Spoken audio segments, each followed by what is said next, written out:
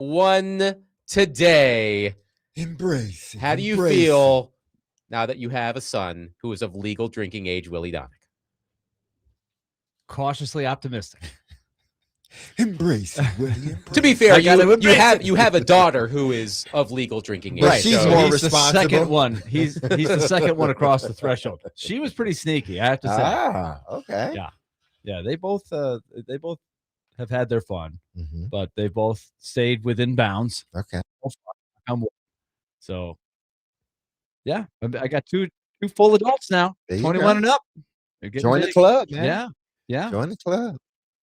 So what's the plan? 24 and 27. What's the plan for Mahoney Donick on on the plan? his 21st birthday? People coming in from the Big Red up at Denison, some of his college buddies, and there's going to be some Broadway. Here comes the Mahonies.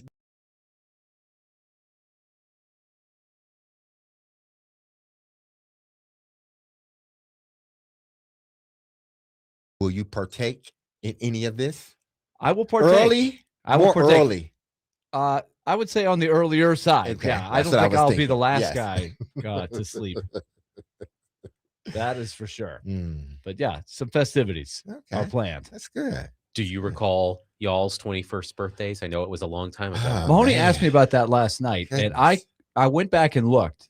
I was thinking, was there a Vanderbilt game? Because I'm in February, so I was playing Vanderbilt basketball at that time, and I was thinking, did we have a game? Because I don't remember having a big thing. And I looked up, and I'm like, God, I was lame because I don't remember a big blowout or anything. But we didn't have a game that night. I had no excuse. It was like it was a Sunday night. We played the College of Charleston, who was pretty good back then. Saturday night at home. And I'm like, well, what did I do the 21? None. I was like, was there a big – Mahoney was like, you guys had a big party, right? I was like, I don't remember. I don't think so. Unless it was such a big binge that you just don't remember. Recollection. That could have happened. It could have happened. I don't think But you haven't heard stories of that. No. So, yeah, I get it. So I was pretty lame, I think.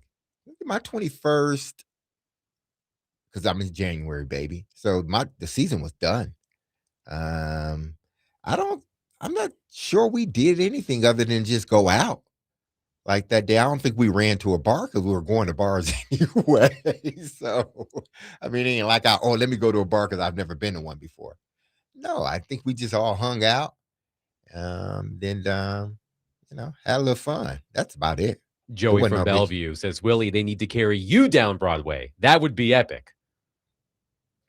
Willie can get turned. Let me tell you that, okay? You don't think Willie can get turned? Willie can get turned. Around to go home, yes. Willie knows how to have a good time.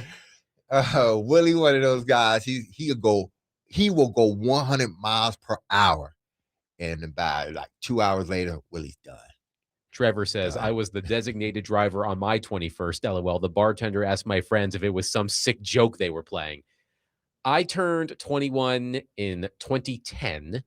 I was studying abroad that semester and in jolly old London, England, where the drinking age is 18. So I was already drinking over there for my 21st birthday. But I remember on the actual day, we went to our favorite pub, posted up there for several hours. People came in, people came out, had way too many hard ciders. Hard ciders. What's wrong with a hard cider? Nothing. You know what we used to do? We didn't have a lot of money. We weren't making money when we were studying abroad. We would go to the UK equivalent of whatever grocery store and buy like 2-liter bottles of hard cider on special. Just smash and just nurse those for a while. That's what we did. We had what was it called? Oh, and listen, I don't advocate for any of this stuff. It was Mad Dog 2020. What is that? It was the cheapest stuff out there. You've never heard of Mad Dog 2020? No. They had them in different flavors. And I love the grape flavor whenever I got one. And they were like maybe $2 a piece, $1.50, something like that. It was just what we could afford and a drink of choice. Scott says, Adam, all males turning that age were studying abroad. Ayo! I see what you did there, Scott. One texter says, my 21st, I was cutting weight for an MMA match, so I never celebrated it. Well, now's the time. Yeah. If you haven't already, now's the time. Connor, what did you do for your 21st birthday, which was like yesterday? Good one. That's great. No, I drank tequila and I watched a movie. Okay. What movie? Do you remember the movie? I think it was Deadpool. Yeah. An adult movie. Yeah, there we go. Fine, I can watch Not an that kind of adult movie. Not that kind. Yeah, it's like, please clip that. We all remember our first R-rated movies, which is different from adult movies. I remember when one of my friend's dads took us to see 8 Mile in theaters. That was a big deal. Yeah. I was definitely not of age to see 8 Mile. You thought Detroit was like that, didn't you? You thought 8 Mile was like that. Oh, yeah. And it's not. It's not at all? No. It's not. It's a busy road. It's a busy four lanes on each, and maybe more than that now. But it was 4 lanes on each side. It's sort of like the equivalent to what's another huge highway? I guess right outside Murfreesboro Pike. Okay. Just add 2 more lanes to both sides, 2 to 3 more lanes to both sides. That's how 8 Mile. And typically there's a few houses on 8 Mile, depending on what side, but there's a lot of businesses. That's what it is. Josh says he went old school Mad Dog. Nice. Many sick mornings from that good old Mad Dog and Mickey's Grenade. I don't know what any of this stuff is. Woo, I'm glad you don't know what that stuff is. Okay. Yes. I'm not much of a drinker now, but I dabbled from time to time. I dabbled. Also completely random, but this just crossed my timeline from the Little League, an official statement from the Little League. Little League International stands by its statement first issued last year that there is no place for betting on Little League games and players or any youth sports competition. Little League is a trusted place where children are learning the fundamentals of the games and all the important life lessons that come with having fun, celebrating teamwork, and playing with integrity. And no one should be exploiting the success and failures of children playing the game they love for their own personal gain. Is there a betting scandal in the Little League World Series I'm unaware of? Little League. I mean, it's on. The tournament has started. So yes, yeah. But is there some sort of betting scandal I'm unaware of? Scandal? Did somebody offer like unlimited lifetime ice cream in exchange for striking out or something? Shoeless Joe Jackson, 12-year-old style? Yeah. If you're betting on kids get playing some Legos, sports, a box of Legos. Got free ice cream for life right here. I just need you to strike out the first time you're up. I know we joke. Covered. I know we joke around about betting. For example, do not bet on NFL preseason games. Let's be smarter than that. But if you're betting on kids playing sports, you have issues. I'm not going to sugarcoat it. So please don't bet on the Little League World Series. You need to get that number. Come on. Go check yourself in. But when you read the stories about people that they have a problem, yeah. When you have a problem, you have a problem. Don't matter if you're betting what it on is. Turkish ping pong matches in the middle of the night, which is a real thing, right? The addicts in the middle of the night to get the fix are going across the globe to whatever they can find. Just think about what you just said. But that's what they did. I know it's true, but I'm like, gosh, you are deep in it if that's where you're going. This is the sad part. Like, we joke about it now. Like, just wait another 5 years or 10 years. This is going to be a thing. Yeah. I'm not making light of it. Yeah. I'm just saying, like, the lengths people would go to make a bet. Like, So we got to find out what happened. Is there something that prompted this? Is it just, hey, this would be fun to bet on? We've never bet on the Little League World Series before. This is great. Was there like a actual somebody's trying to put together some lines? One texter says, "Strike out, Timmy. I bet on you." Are these parents betting? I don't know. How much Big League Chew is riding on Timmy's strikeout there? I heard your dad's having to miss 4 weeks of work because of these Little League games. Hotel bills are piling up, kid. I got you covered. Make it worth our while. Yeah. One texter says, a different Scott says, "How in the world have you," meaning me, how in the world have you made it this far in life without hearing of Mad Dog 2020? Bougie, LOL. Is it like Four Loko? Remember Four Loko? Is it like Four Loko? Mad Dog is basically, it's just like the bottom of the barrel. It's just the cheap stuff, man. It's cheap. and it's good. They make it in flavors, It's but fortified wine. Okay. yeah, but man, you drink that, you got to be careful. You got to be careful when drinking that stuff because it don't sit on you lightly. How about Zimas? Do you guys remember Zima? I Did you do. guys drink Yes. Zima? Oh yeah, I didn't drink Zima. One of my teammates' girlfriends, who was a friend of mine. She was a model, a cheerleader. She had a good run, and one of her things that she endorsed was Zima. So When Zima like the fad 404 bit first came out, it was early '90s, and we had Zimas to the Everywhere. end of the we had plenty of them. It wasn't That's all bad. y'all were drinking. It huh? was bad. It was, hey, the price was right. Hey, and it was cheap. It was free. And the price was right. Is there still Zima? Is it still out there? I don't know. What about Smirnoff Ice and Oh, icing absolutely. people? Do people still do that? Oh, I got iced last summer, I think. Oh, I opened a cabinet Uh-huh. at Evie's place, and they were all ready for me. And they said, they got you. You got to drink it. You got to chug it. It's like the middle of the day. I was like, I got to do this right now. So you had to drink it. I had to do it. I got called out. They called my number. one texter I says, got set up. One texter says, my very first time I got drunk was Mad Dog 2020 Orange Jubilee. Ooh. Too young to admit. Ooh. Another texter says, Wild Turkey 101 proof. Yes, that too. Ooh. You guys go hard on the We text had line. to, man. You go hard on the text line. Hey, they know what it was about, man. Now, one texter is bringing back something we talked about yesterday. I'd expect someone with grapefruits to know about Mad Dog. I'm sorry. Grapefruits. I'm sorry. Okay. You learn things on man. this show every day. Yes. Yes, That's what we aim to do. that's right. I have learned something within the first 13 minutes of the program. You guys will learn things over the next 2.5 hours or so. I learned something at the beginning of the show. That's what this show is all about. We want you to be smarter sports fans.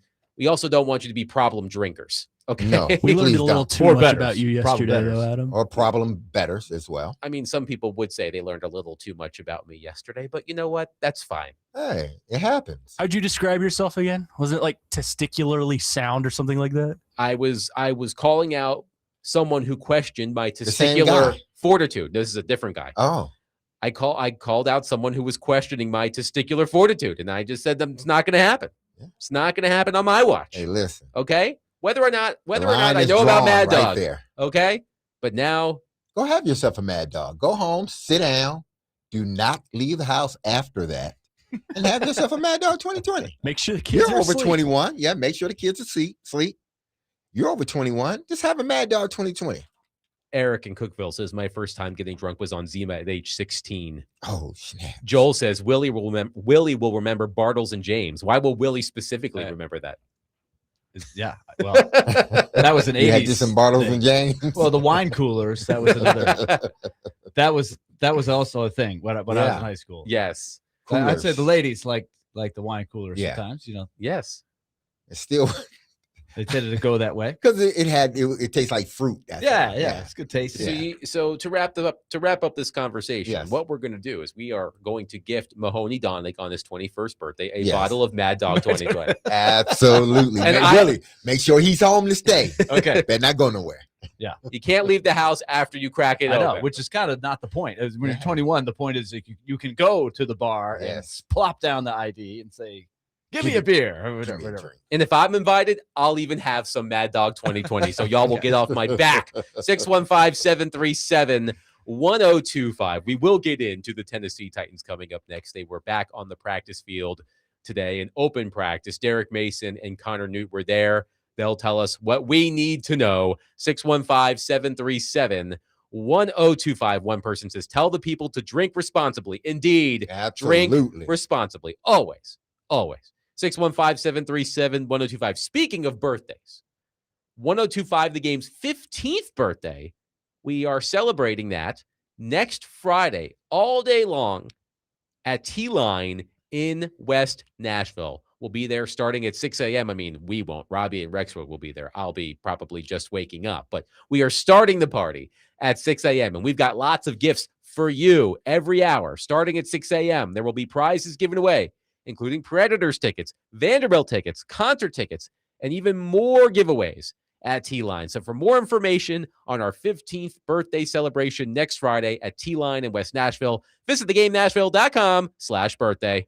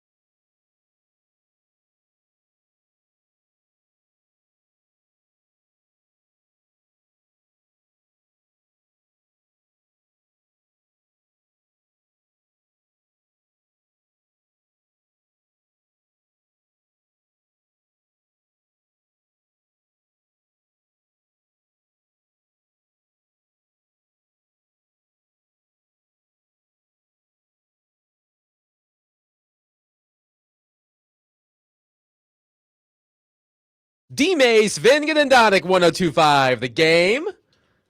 We're rolling. Willy, Donick, Derek Mason, Adam Vingan. I'm in charge of music today. The theme, some of my favorite songs that were included in VH1's most awesomely bad songs ever countdown like 20 years ago. Starting with some Limp Bizkit there to set the mood. A lot of awesomely bad songs on that list that I do enjoy, and we are going to play them throughout the show, starting with, as we just mentioned, Limp Bizkit. The Tennessee Titans were back on the practice field today. Derek Mason and Connor Newt were both out there representing the show. Derek, not much happening at practice today, per your report to us before the show. Yeah, there was no, nothing that wowed you. Toward the end of practice, Restrepo almost made a one-handed catch in a corner of the end zone by Will Levis. He had to run underneath the ball, and he sort of contorted his body and just couldn't. He brought it into his body, but he just couldn't hold on to it as he hit the ground.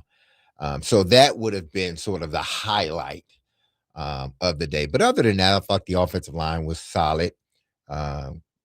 Carmona continues to learn. He got pushed back a few times by Big Jeff, but listen, that's nothing that we didn't think wouldn't happen. But he stands in there each and every play, and he fights. They're working good on those tandem blocks on the right side. JC looked good.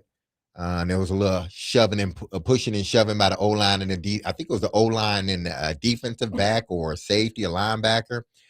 And the funny part about it is all of a sudden you see Carmona running around and just pushing people off of his guys in not a, demonstrative way, but kind of get off my guy. And I told Connor, listen, that's good. I like seeing that because he's protecting his guys. You're going to stop thinking you can push around the offensive line anymore. And they pretty much have said that. So from the defensive standpoint, I thought the defense played well. Cam did well in practice. He had some passes I know he wished he could have had back, but I think for the most part, and moved the ball, he did well at moving the ball down the field. So I just, it's hard to, sort of see what I saw this past week when they played San Fran, and now see what I'm seeing now. It's sort of kind of hard to reconcile the two because on one hand, I see a team on the practice field, and it seems like they're doing the things to get better. And it seems like, Cam is, taking the easy things. He's taking the 1, 2, 3 and getting back, to possibly, but he's taking what the defense is giving. But then, you look at the game and the practices against San Fran, and it didn't work that way. Now, again, not going to panic because it was the first game, but eventually this stuff that we are seeing in practice has to sort of spill over to the game. But I just thought it was, if you had to, grade the practice, I think it was a C+ all around. So that's how I saw it. Robert in Nashville says, in all seriousness, this week will be the closest we get to Hard Knocks. Also, when is Warren Moon going to demand Ward gives back the number 1? Well, Hard Knocks will be in town this week because the Seattle Seahawks are the subject of Hard Knocks this training camp. So the Titans will make a cameo in one episode. Which means we have a shot. Yes. If we go to practice on Friday, we got a shot to get on to Hard Knocks. We got a position. Connor has a knack. He's already shown it. Yeah. He's been on McAfee already.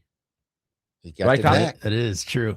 So 2 shows, 2 big networks in one. You got the eye for the camera. 2-week period. That would be huge. I'll try my best. I will be up on the terrace filling in for Jake that day, but I'll be scouting. I'll be like your offensive coordinator. I'll be scouting the coverages from above and let you know where to stand. All right. That's going to be big. Perfect. Yeah. We got to get on this. Huge. We got to think about what we're going to wear. Do some 1025 gear. I always wear my hat out there, Willie. Yeah. Throw my hat on. So. Maybe one guy told him to take off his hat today so he could see if it was DMase. Yeah, this one guy was like, and I was like, nah, I said, what did I say? I said, yeah, that's the 3rd time somebody told me I look like DMase. He said, you look like Derek Mason. Maybe I'll even wear red for the occasion. Nice. Because red sticks out, even though I don't like wearing red. I do remember, God, this had to have been 15 years ago. When I first started my sports writing career, it was when HBO started those 24/7 NHL series leading into the Winter Classic. And I was around the Washington Capitals the year they were featured on that show with the Pittsburgh Penguins. And I tried my hardest. It's like, I need to be in a shot somewhere. And I just missed it. Like 3 of my colleagues were in a shot, and I was the one person off to the side who got spliced out of the final footage, and it made me very sad. So I will try to do it again this time. But it will be interesting to see how the Titans are featured on Hard Knocks, because they will be part of it. Although it is focused on the Seahawks, the Titans will play a part in it. Yeah, well, they gotta have a better showing than what they did those few days they were in San Francisco. You can't continue to, once you're playing another opponent, whether it be practice or in a game, you have to show the ability to develop against what everyone else is doing, not just against, the things you're going to see constantly in practice, because eventually you kind of get used to that and you get used to those players. And now it has to be do it against somebody else. And I do believe they will. But those are just some of the things where you observe practice. It's like, okay, there's some good things. I see Cam, going through his progression. And you just hope that does translate to the actual game. Carnell Tate did not practice today, but Robert Saleh said it had nothing to do with the hard shot he took from Kevin Winston in the previous practice. Yeah, really? Like if it had nothing to do with that, why isn't he? Well, I mean, obviously, Saleh said Tate woke up with lower body stiffness and will hopefully be back for Friday's practice. I'm not going to, I'll take his word for it. Yeah. Let's put it that way. But we all saw that play. And it seems to me like in that, if there was an independent spotter on hand at a hockey game or a football game, I would think that spotter would have had him at least checked out. Oh, of course. Don't you think? Yeah. And he came out. Yeah. He didn't go back in the game. He didn't go back into practice. He did not go back. And it was towards the end of practice when that happened. So it wasn't a big deal, but I did wonder. And then when he was out this morning, I was like, well, maybe at least like his neck area or something. It could have been. Well, they said lower. Clip there. They said I know. Lower, they said lower. Maybe his hamstring issues. And that's the last thing you want is for your rookie wide receiver to, have soreness in his hamstrings, and he goes out there and try to fight through it, and he end up, pulling something or straining something in his hamstring. So hopefully he's able to practice tomorrow. Mitch Trubisky returned to practice today. Tony Pollard returned to practice today. The Titans have made it through training camp so far relatively unscathed, with the exceptions of Jalen Harrell and Jaron Kanak, both of whom are out for the season with injuries, I believe, suffered in the preseason opener last week. So far, so good, knock on wood, for the Tennessee Titans. And also, the running game continues to look like it's going to be a positive for this team. I'm not saying that, they're going to be the top rushing team in the National Football League, but the run game with the way Pollard is running, Spears, I think it's going to be a running game that they can lean on. They're just going to need some help from the quarterback, obviously. But this is, I think, the position they're going to be able to lean on, especially as the offensive line gets better. Derek, you and Connor were having a conversation that I wanted to bring to air about the Tennessee Titans and the one unit that will perhaps have the most influence on whether this team is remotely successful this season, and that's the defensive line, the pass rush. What did you see from them today? And how confident are you that, led by Jeffrey Simmons, now you've got John Franklin Myers and Jermaine Johnson and Keldrick Falk, hopefully, who also got his shoulder injured today, if I am not mistaken. How confident are the two of you in that particular unit? I think that right now is the best unit on this football team. We haven't seen them all together in the game because John Franklin Myers didn't play the last game, and I think there may be another guy that didn't play as well. But I know what I've seen in that front seven. If they can have those guys, Jermaine Johnson, and whoever's going to start at the other end, whether it's Keldrick, whoever, John Franklin Myers, they got to do a good job at setting those edges.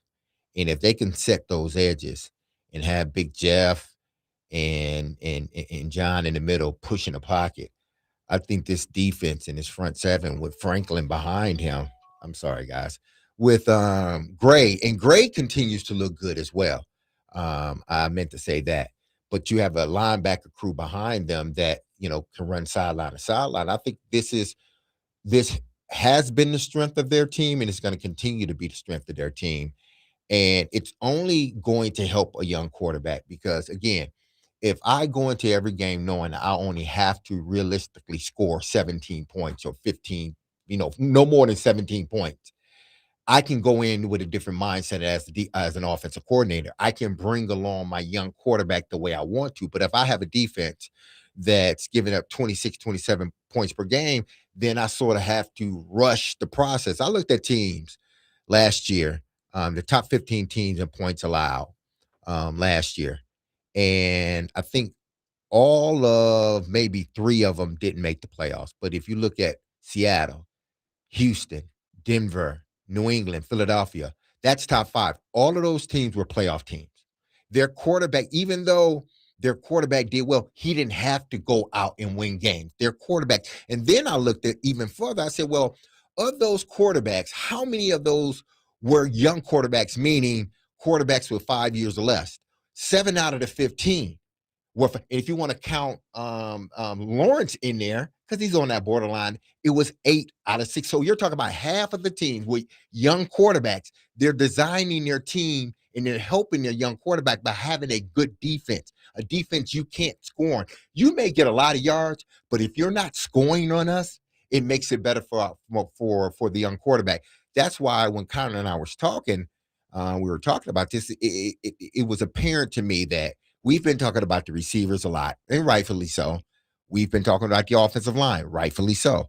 But if that defensive front is a top defensive front in the National Football League, then it makes Cam's job a lot easier because Dabo he doesn't have to sort of rush him into developing the way they want him to. That's an interesting theory too. I'm trying to think the last time the Titans had a really high-end unit of any kind on the field since Derrick Henry was gone. Like, I think that's probably the last thing you point at is when they had him, you knew you had a dominant running game. But I can't think of a time here the last few years since they've started to lose. But that's a great point. If you get something you can cling to, like that defensive front is going to keep them in every game. Like that, we were talking about that with the Texans. They had a great defense total, and that had them in every game, and they fed off that. They won off that. It'd be a great building block if that could be a start of something. And I do think I can see the defensive front being really good. Mm-hmm. Yeah, but and it's, these were things that, you look at. And Connor, if you have anything to say, chime in, because it was you and I who were talking about it. But I look back at, again, my experience, especially when you're dealing with a quarterback with 5 years or less. Steve was our quarterback. We had a really good run game, but we also had a defensive front and a defense and also in Baltimore with exactly. Joe Flacco. The same thing in Baltimore with Joe Flacco. We had a defense that would shut you down, that it was hard to score against. So that made the development of the quarterback a little bit easier because now I don't have to rush him into things he's not ready for. Yeah, and I think you and I discussed that it's kind of similar to the situation the Titans were in a couple of years ago where you felt like you had a good ability in the pass rush. You had Simmons coming into his own. You had Harold Landry coming off of an injury. You had Danico Autry out there. Then you bring in the big fish with L'Jarius Sneed on top of Chidobe Awuzie, and you feel like you have a pretty solid defense. Then, we had the concerns about the secondary we're kind of having right now. They're not delivering, and we haven't seen them in real game action. And to their credit, I think they had a pretty decent day today. Alontae Taylor had a pick on Cam Ward today. But to me, what needs to happen, it's not this should happen, it needs to happen. The front seven, or even beyond that, the front four of this defensive front needs to step up and make a play because that takes a load off of the secondary and puts them in a position to where they can't screw things up. And like DMase said, I think a good defense is very helpful for a young quarterback because it doesn't put him in those situations where it's pressure all the time. Now you're going to face those situations. That's life. And that's as an NFL quarterback, but it gives you less of a risk. It gives you less of a chance to where you're in the offensive position where you have to make a play and you have to go score. And that's good for the development of a young quarterback, I think. Sorry, go ahead. No, I was just going to just sort of piggyback on what Connor said about the secondary. It's going to be, because we don't know what this secondary is yet. And the best thing for the secondary is to have those guys up front do what we believe they can do, and what they're paying them to do is collapse the pocket and make that quarterback's decision process quicken. Because if he's quick, we don't have to cover as long. So it's going to be apparent. It's going to be up to that defensive line. Once they start get going, then we'll truly see what type of secondary we have. 615-737-1025. Our phone and text lines are driven by WilsonCountyHyundai.com. Your thoughts on the Titans back on the practice field in front of reporters, at least, on Friday with the defending Super Bowl champion Seattle Seahawks. So We will all be there. We're excited to watch it. We'll see what happens when the Titans match up against the Super Bowl champs, at least in practice. 615-737-1025. Coming up next, we continue our AFC South outlook. Yesterday, we hit the Houston Texans.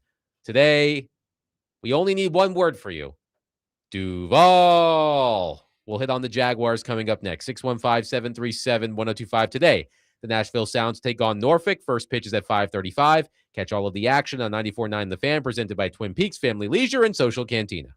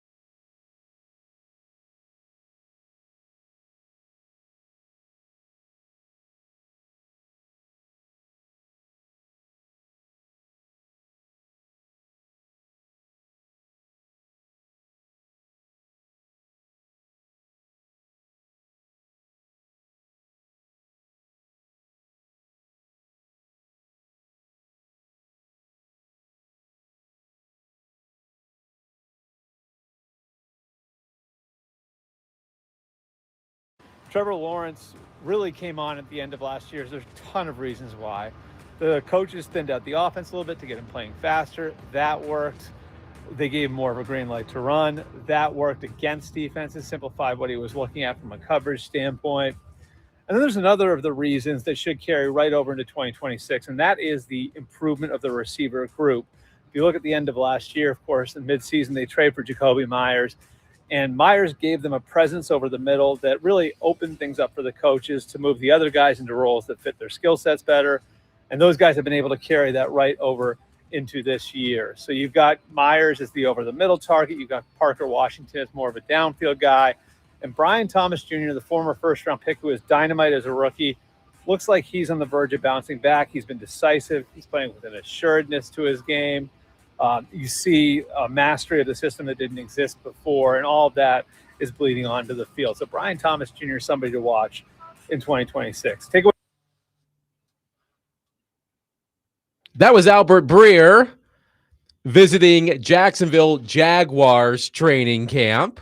Willy Donick, Derek Mason, Adam Vingan here with you. Another selection from the most awesomely bad songs ever, Europe, The Final Countdown, which is a fabulous song. It's not awesomely bad. It's just awesome. That's my opinion. It's one of the all-time arena songs. Right? Oh, it's who doesn't get fired up hearing The Final Countdown? I think the reason, if you listen to the whole song, the lyrics are kind of shaky. That is true. We're heading for Venus.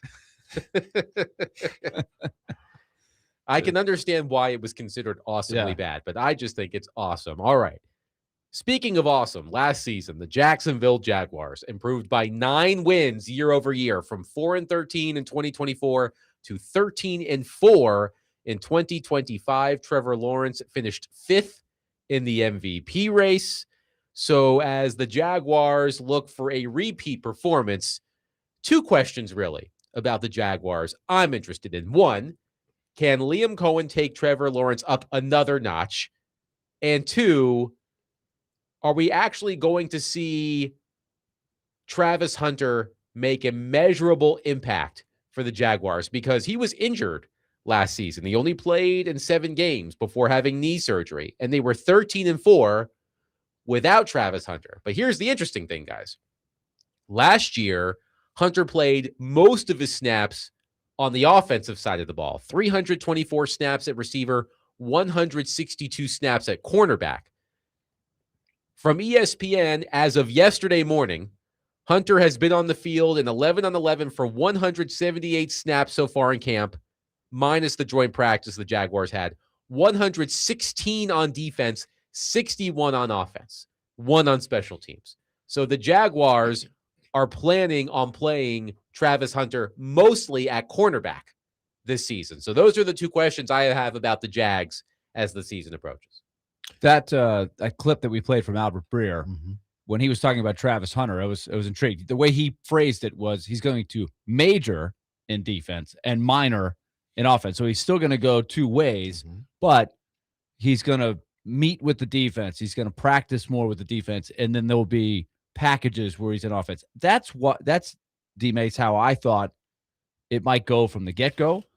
They really tried to push the offense, but the need of the team is more on defense too.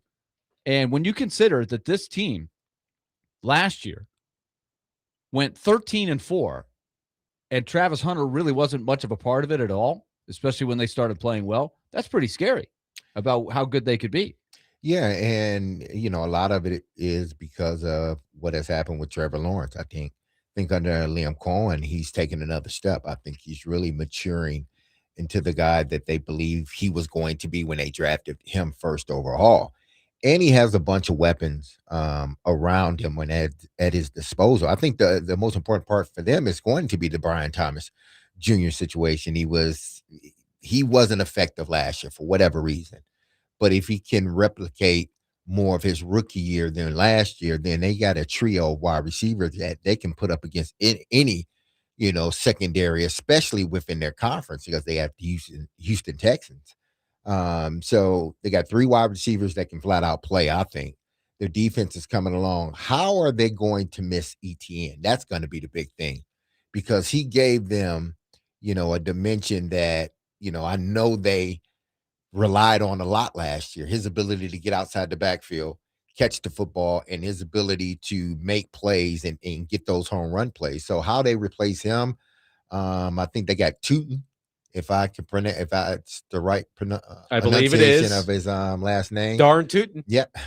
So I'm sure the running game will get going. I feel Liam Cohen will have that running game going. But again, a lot of it hinges on, Trevor Lawrence and the defense. If they continue to play the way they had been playing, I think this is another team that you can see at least in the AFC Championship game. I'm not sure if they are Super Bowl bound just yet because they still got a few questions to answer. And I think the biggest one is Travis Hunter. Neil says, imagine giving up all those draft picks for a cornerback. Well, you always had reservations, Derek, about Travis Hunter playing both ways in the NFL. We talked about how rare it is for players to do it and to do it well. But it is interesting to me how it seems to be flip-flopping. Again, last year, 324 snaps at receiver, 162 snaps at cornerback. Through Tuesday morning, Hunter 11 on 11s at Jags camp, 116 snaps on defense, 61 on offense. So he'll be sprinkled into the offensive game plan, but they don't need him at receiver. They need him at cornerback. He's not your number one guy. He can operate as your number two, but I don't even think he's your number two, at least not yet. So if you're not my one or my two, I'm not going to use you as much, but you are my number one corner. When healthy, you are my number one corner. You are the guy that I could put inside, outside, that I can, pretty much put anywhere in the secondary that I want. So that's why we're going to put you on the defensive side of the ball, because I think they need him more on defense than they do on offense. Is that going to be okay with him? I do wonder, because especially when he first got there, it's not like he had one idea and they had another. They were on the same page. They were going full throttle. Watch this guy come out and buy tickets. We're going to watch a guy do what's never been done before. And it didn't work out. So I wonder if in his mind, he still wants to be that guy, or he realizes this might be the best way to have the best career. It could be that, where, like you said, I know I can play offense, but I can be dominant on defense. And I can have a long career playing, the cornerback position. Will I get a lot more flash probably at wide receiver? Yes. Now, my thing is with him is if he was just there to be a wide receiver, I think he is a number two. I believe he's a number. If he's just working solely as a wide receiver and that's all he's doing, but that's not it. They didn't draft him to be that. So I'm going to put him where I believe my strength is. His strength is, and I think his strength is shutting down number one guys. If you give them that leeway, I can find someone that can, in this offense, that can get me, 700-800 yards if I need that. I need you on the defensive side of the ball. Unrelated, but Dustin in Hopkinsville, and I'm paraphrasing here, says, man, across the street, they're saying Levis had an awesome day at practice. I quote, they're saying maybe on the way to the locker room, they're saying towards, see, Levis did what we've been telling you to do. And if you don't, you'll be sitting where Levis is. And maybe Levis will be sitting where you are. Grain of salt, but there's a dog in Levis. He's not going away. He might come back up quietly, though, LOL. If there's a dog in Will Levis, it's like a corgi. Lavenger's a symbol. There they are. Maybe a Bijan Frise or something like that. Will Levis is not happening here, guys. I'm sorry. Like, he may have a dog in him. Another team is going to have to extract that dog out of him. So I don't know what was said on the other station, but I frankly, and this may sound harsh, I don't care if Will Levis had a quote-unquote good day of practice. It really doesn't matter to me unless it can help boost his non-existent trade value. See, this is what people fail to realize. And I listen, I get it, Lavengers. Y'all want to protect, Will, and I understand that. But a good practice ain't getting you nowhere. I'm gonna repeat that again. And you're basically the third quarterback. A good practice gets you nowhere. It doesn't. The bed is already made. You having a good practice, that means something to you in your confidence. But at this point, unless Trubisky and Cam just walk out the building, never to come back, they retire, he's not going to be the quarterback. He's not going to be the backup either, unless Trubisky gets hurt. Let's go to Adam in Portland on our phone line. Adam, thank you for calling. Go ahead. I think Travis Hunter was the coolest college player in like the last 30 years, right? So I say that to say they did not draft him to be a corner. They drafted him to be a unicorn. You remember the GM having that weird speech about him? I don't even remember what he said, but it was like he is what I don't know. It's so cringy. That's what they thought. He should be fired if that doesn't work out. The GM should be fired, but the team itself still pretty good. I think their coach is still pretty good. They made it a long way without him being a two-way player, even a one-way player for him. But I still, that doesn't deny it. He was the coolest college football player I've seen in a long time. Well, thanks, Adam. Yeah. It's a good point because not only did they take him with the second overall pick, they traded the big assets to get him. So he's got to be, for that trade to be worthwhile, something pretty special. Now, a dominant corner who contributes on offense, even if he's not a true two-way guy, that's pretty valuable if he stays healthy and he does it for a while. So that remains to be seen. This is an intriguing team because looking at the FTN numbers, they're not as high on the Jags as they are on the Texans. They think that the Jags overachieved and have a chance to regress. That's why it's guys like Hunter and then Trevor Lawrence. These guys that are picked high in the draft, right? Are they capable of another level? Lawrence is a great example, right? When he's on, you're thinking, boy, the light's going on here. This is starting to look good. Is he going to be a Marcus Mariota that just never quite figures it out? I think you could probably argue that he's gone past Mariota's best stuff, but there's still that, and they're paying him, right? They've made the second investment where the Titans did not on Mariota. But will Lawrence be the true franchise guy that you like to talk about, Derek? Even if he's not the best in the league, can he be a guy that you can win big with? Is capable of it. He certainly seems like he's got the talent to do it, but he hasn't really done it. 615-737-1025. Coming up next, Terry McCormick from Main Street Media will join us. We'll get his thoughts on what he saw at Titans practice today and more. That's Terry McCormick coming up next, 615-737-1025. You can keep up with training camp here on 1025 The Game for the latest updates, player interviews, and more as we get you prepped for the upcoming football season. It needs to get here, I'm telling you. Hurry up. We need real football, not this preseason nonsense. But coverage of training camp is presented by Twin Peaks Restaurants, Parman Tractor and Equipment, Nelson's Greenbrier Distillery, and Tri-State Water, Power, and Air.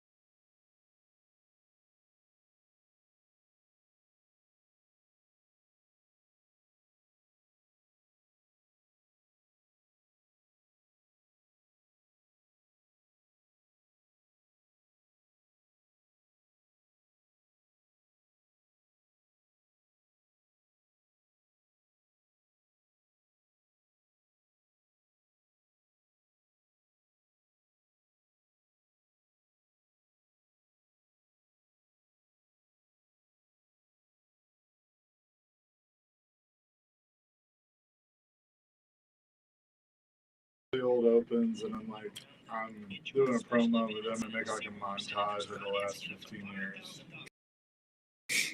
Oh, shit. Including Jared. That was my dad. You go for Jared. I was going to invite him. Uh-huh. He went scorched earth. He went scorched earth again?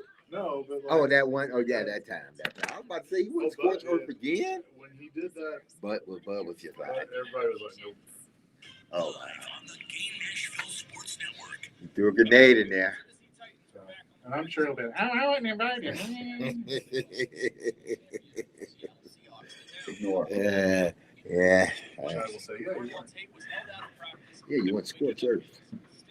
You then expected to just be able to what walk you do in. if I showed up at Titans? Just be like, hey, you're not invited to our birthday party.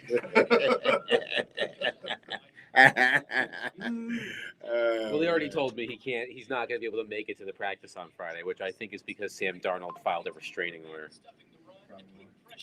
Hold on. Is that true? I hope it's true. No, he's not. I guess he's filling in on XM or something. Yeah, I'm not you said it like it was true. Sam Darnold doesn't give a shit about him. Oh my goodness. So he's not. Yeah. Most people don't give a shit about him. Yeah. So he's gonna. He has a serious shot. Let's check. I was wondering why I didn't see her. I thought I was gonna see him this week. B-Hop's pretty much doing stuff with his own now, right? Yeah, because he's hitting heavy with the Titans now because he's doing some of their sideline Because I was stuff. just say, if you guys wanted to, if you wanted to reach out to him and see if he'd be Yeah, he's he's totally 104.5 now. I don't think he's. So I do want to acknowledge his. He was here. Yeah. No, acknowledge him. I think if you want to invite him, you can. Here's a contest. He ain't burned no bridges with Bud, did he? Yeah, that's what I'm saying. If you can name every show ever on 102.5 The Game. Oh wow, that's a lot. We are going to give away Predator season tickets. That's the big prize we're giving away for our birthday. Where are the tickets? Section 102. Oh, so I can win. But you can go anytime you want. I like to win the tickets, man.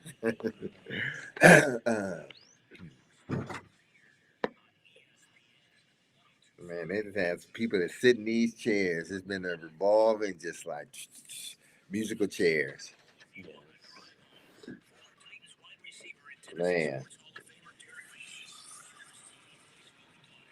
I was on 4 iterations of a show, maybe 5. Man.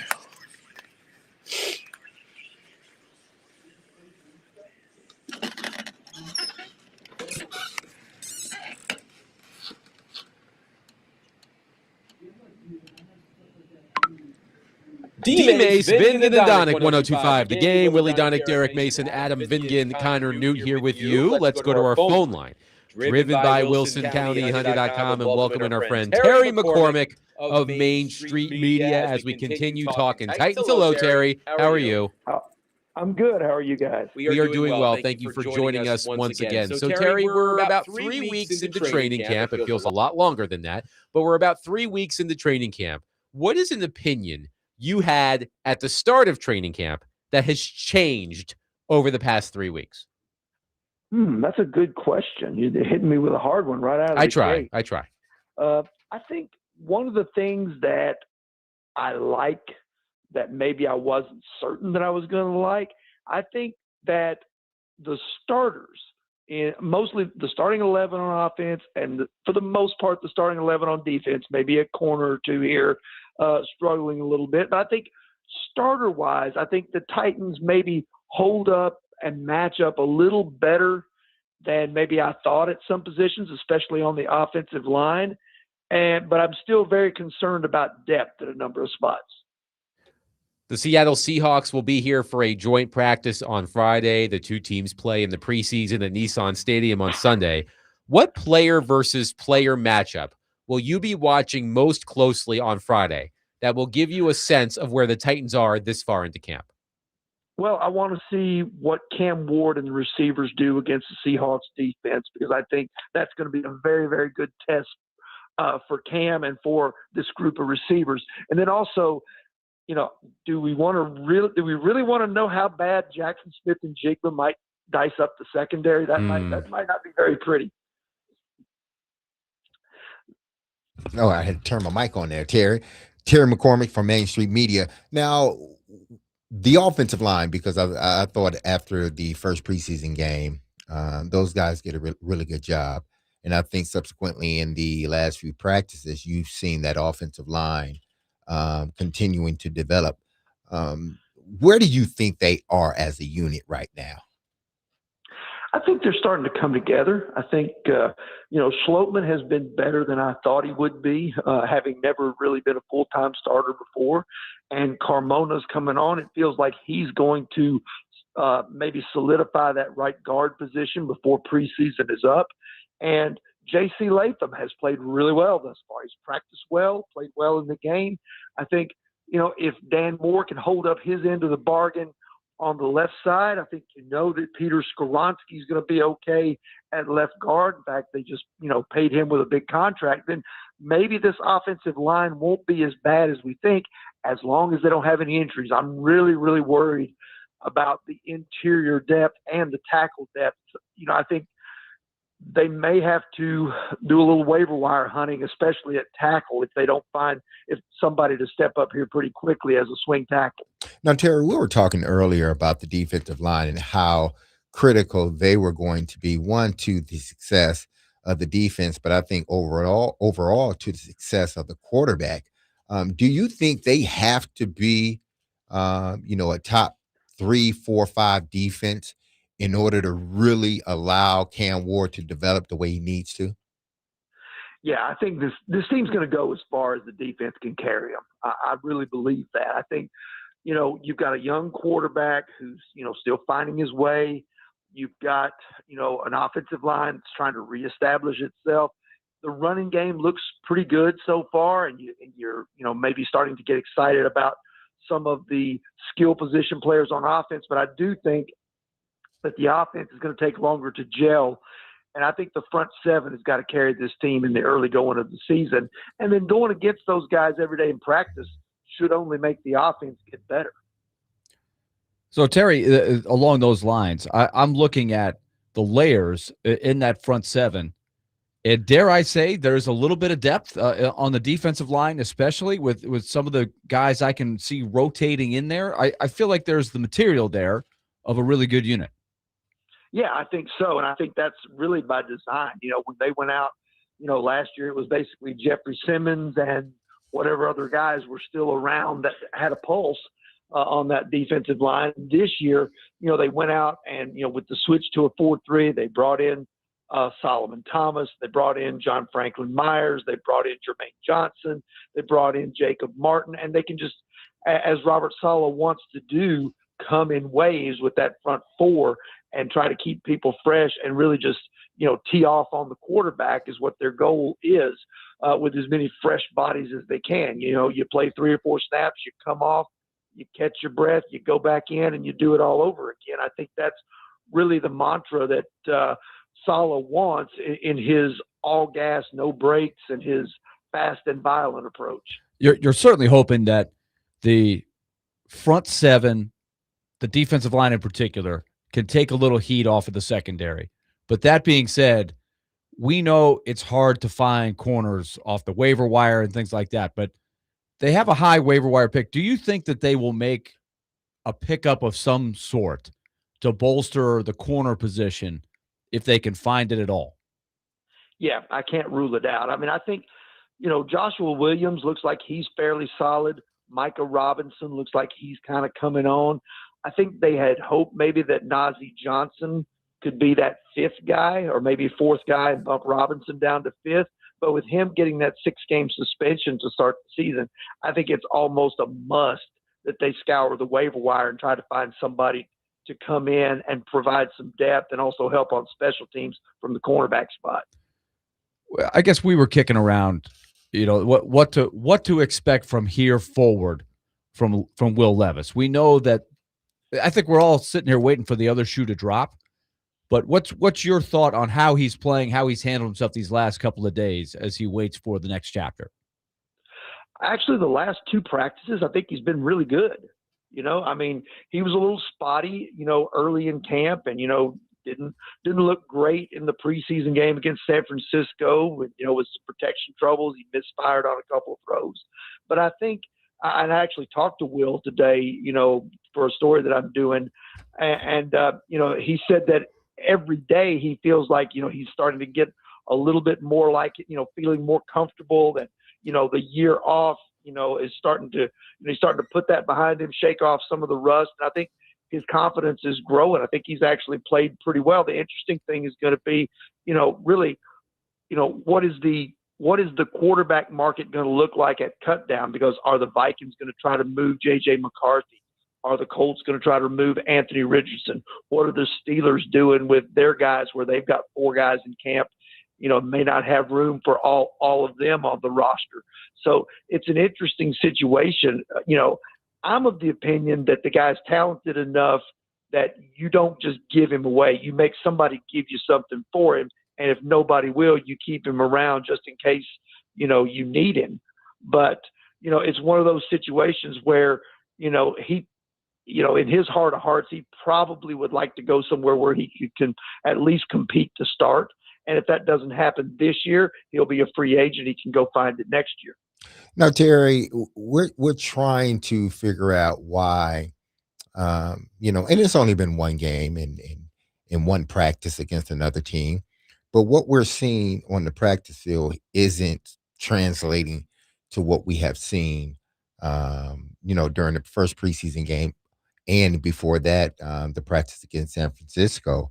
Do you think there will be, how much game planning do you think we will see this Sunday? Because I would tend to believe that they have to really sort of get into what they're going to do during the regular season. Because last week, I know everything was vanilla, but they didn't consistently, move the ball down the field, even with vanilla plays. Yeah, I mean, they might try to scheme up a few things and try to, give themselves some, the opportunity to, kind of throw some things in there that can help out Cam Ward, help out the offense. I think some of the reason that they struggled was it was the first time out against a different color jersey. It's, when you go against your own offense or your own defense day in, day out, you get overly familiar with each other's moves and each other's tendencies. And I think it was a little bit of a wake-up call when they went against the 49ers to say, hey, some of these things that are happening good in practice didn't necessarily translate. I think you don't want to get too complicated. Maybe you want to, throw a couple of extra things in there to try to help Cam and the offense look good. But I think really what you want to see out of the joint practice on Friday and the game on Sunday, I think you just want to see progress made and some of the stuff that he's starting to hit on the practice field show up in game settings. Terry McCormick of Main Street Media is with us on DMase, Vingan, and Donick. Terry, where do you stand in the great post-49ers week Cam Ward debate of 2026? Where do I stand?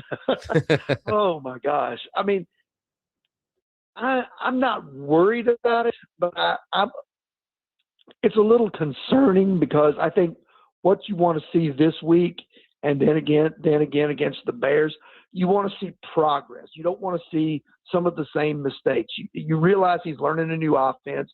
You realize he's, learning new coaches, and, they run things completely differently than what the previous coaching staff did, and that's well, great and good, probably a benefit for him. But I think you just want to see him make progress. I don't need to see him. I think a lot of people have said this. I don't need to see him swing for the fences and try to hit the home run all the time. It'll be fine if he can just, get the singles and doubles and move the team down the field with sustained drives, much the way he did in the opening drive against the 49ers. Along those lines, Terry, we had Blake Bedingfield on the program on Monday. He writes for paulkaharski.com, and his review of Cam Ward's performance against the Niners has been one of the most popular talking points over the past few days. He suggested that the Titans turn Cam Ward more into a Brock Purdy than a Patrick Mahomes. He used the label game manager, which we know is a naughty phrase to a lot of people in the game of football. What do you think of that idea of Cam Ward being more of a quote unquote game manager than the gunslinger we know him to be? Well, I think it's spot on. And I think if you go back to when Robert Saleh was first hired, somewhere buried in that introductory press conference, or maybe it was Brian Dable's introductory press conference, I don't know if it was Saleh or Morganzi or whoever said it. They said, right now we have a young quarterback and we are going to need to help him out until he can, basically until he's ready to elevate his game and carry the team. The team's going to have to help carry him. And I think that's exactly what Blake is talking about. Terry McCormick of Main Street Media has been our guest on DMase, Vingan, and Donick. Terry, as always, a pleasure. We'll do this again soon. All right. Thanks for having me. 615-737-1025. We'll switch gears here. Are we underestimating the Vols? Because I saw a lot of criticism of Heather Dinage's take of the Tennessee Volunteers on the Pat McAfee show the other day. I'm wondering if we're underestimating the team in Knoxville. We'll discuss coming up next. 615-737-1025.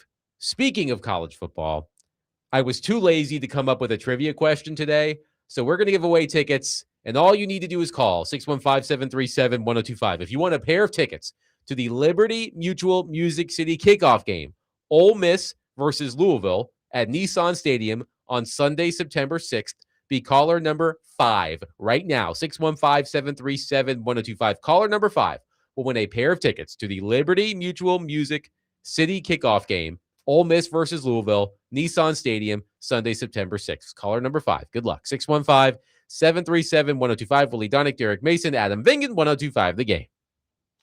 Man,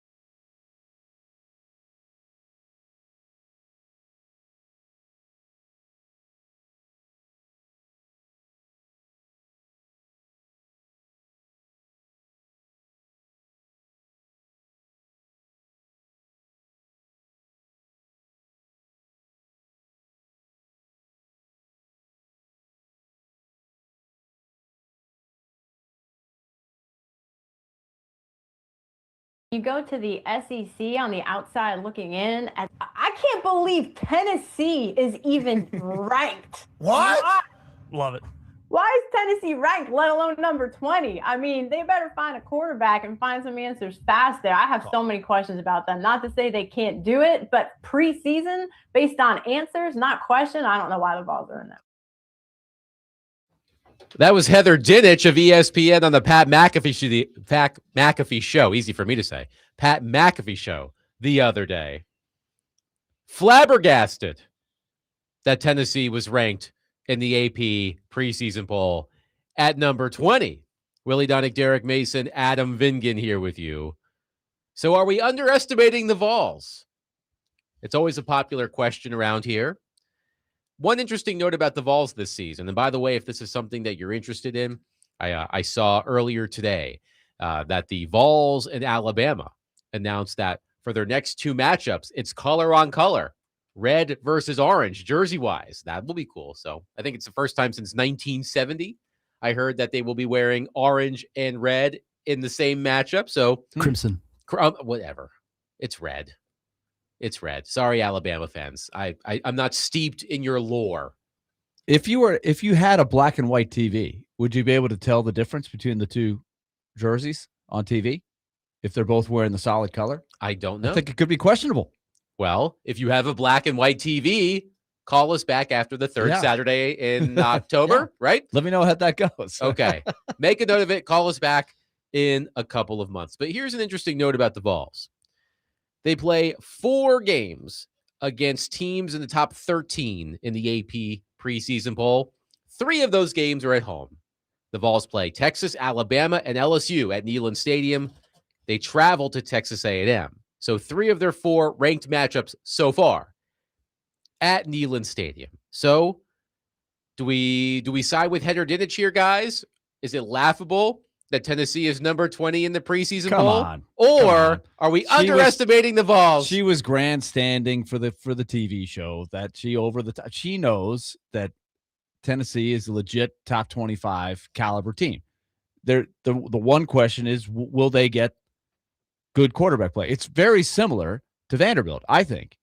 I think the rest of the roster, Tennessee feels pretty good about. Chad Withrow was talking about that on our show last week, that their budget, that what they're spending on their roster, they can compete with anybody, right? They've got players. They've had a couple of injuries during the training camp and, of course, the unfortunate suspension for the first couple games. But that, in the big picture, that's not a killer. But it's going to come down to, do they get the good quarterback play? And I think, Derek, what you've always said about their offense, right? They're going to score points. It's a matter of, can you be efficient while scoring a lot of points? Because at the end of the year, whoever is playing quarterback for Tennessee is going to have a lot of touchdown passes. There's going to be a lot of points. But you have to be really good, because it's a high pace and you're probably going to give up a lot of points. And if you turn over the ball at the wrong time, your stats could look good, but that 1 or 2 mistakes that you make could cost you games. And I think that was the deal with Aguilar. But I'm curious how quick they can get those quarterbacks going. Well, a lot of it is going to hinge on that, whether it's McIntyre or Faison Brandon. That offense is going to score points. And I think the reason it works so well, they need someone like Hendon Hooker, someone that knows how to run an offense and can be efficient within the offense, because the offense itself and the talent around is going to allow you to score a bunch of points at time. But who can manage the game? Who can hit the open guy when he needs to hit that's why Hendon Hooker was so good in that offense. And Aguilar was good to a point in that offense. They need someone that can run it efficiently. They can lean on their running game with Bishop coming back. So that's a good thing. Their linebacker crew. That second game, you said that the suspension may not hurt them, but he's gone for 2 games and they play Georgia Tech the second game. Right. That's going to be a big out-of-conference game for UT. So they need all hands on deck. And if they're missing their best player on defense, it will hurt them at some point in that game, I believe. And again, Adam, I'm going to go back to my theme And I can see somebody, whether it be Heather Dinich or any voter of the top 25, you could rule Tennessee out of a top 25. You can make an argument to not vote them into the top 25 because of how hard the schedule is. But that doesn't mean they're not a good team. I think that is what I'm going to stress all year long. There are going to be some good teams in this league because of the 9th game.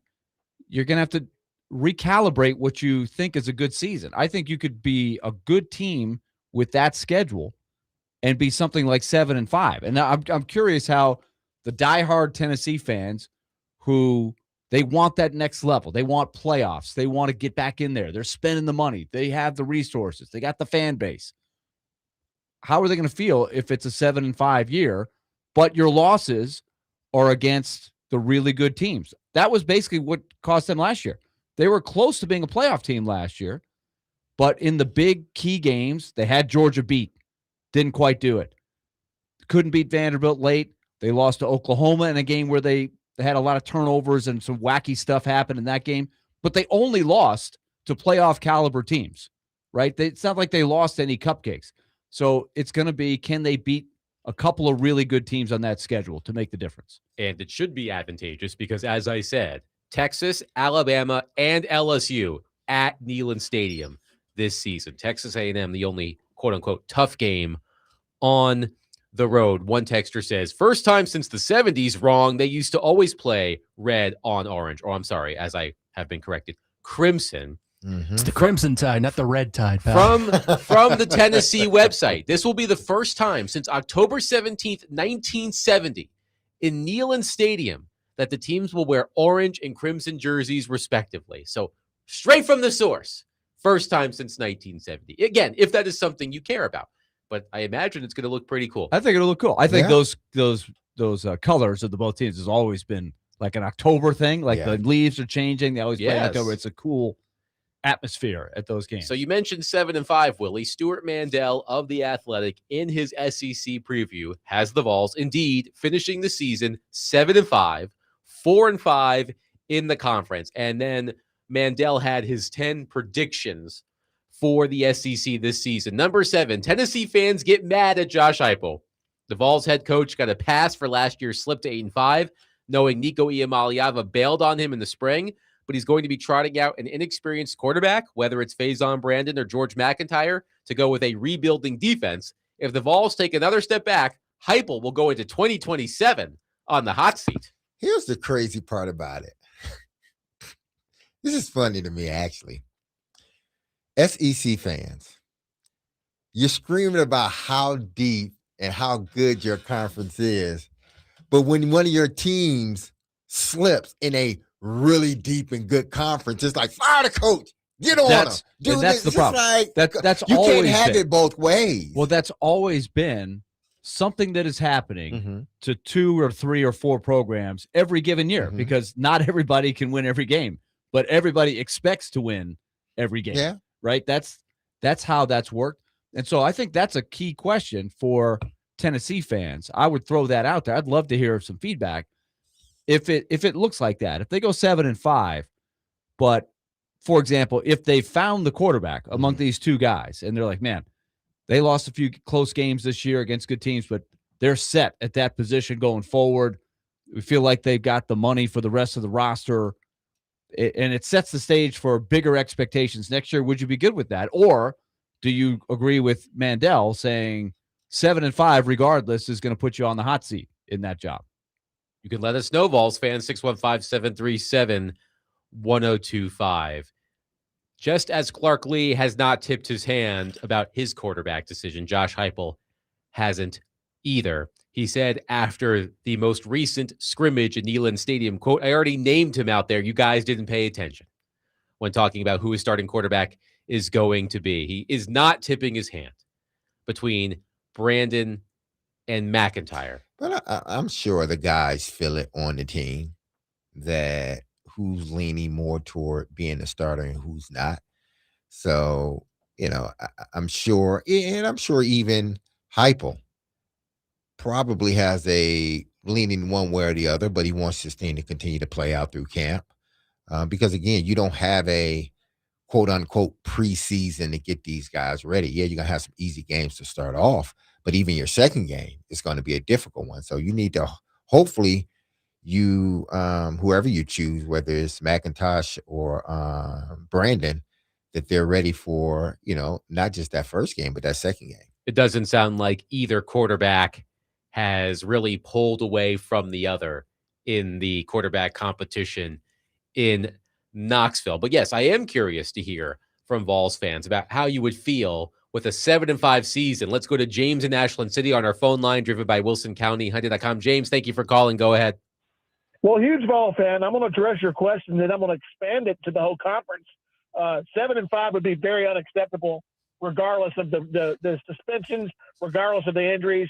This is Heupel's fifth year? No, that's unacceptable. You got to win more games. Plus, you got the big games at home. You got Texas, Alabama, LSU at home. So I'm looking for a better season than 7-5. But what I wanted to talk about, it's not just what's really crazy about this season. It's not just Tennessee that hasn't decided on a quarterback. Vandy hasn't done it yet.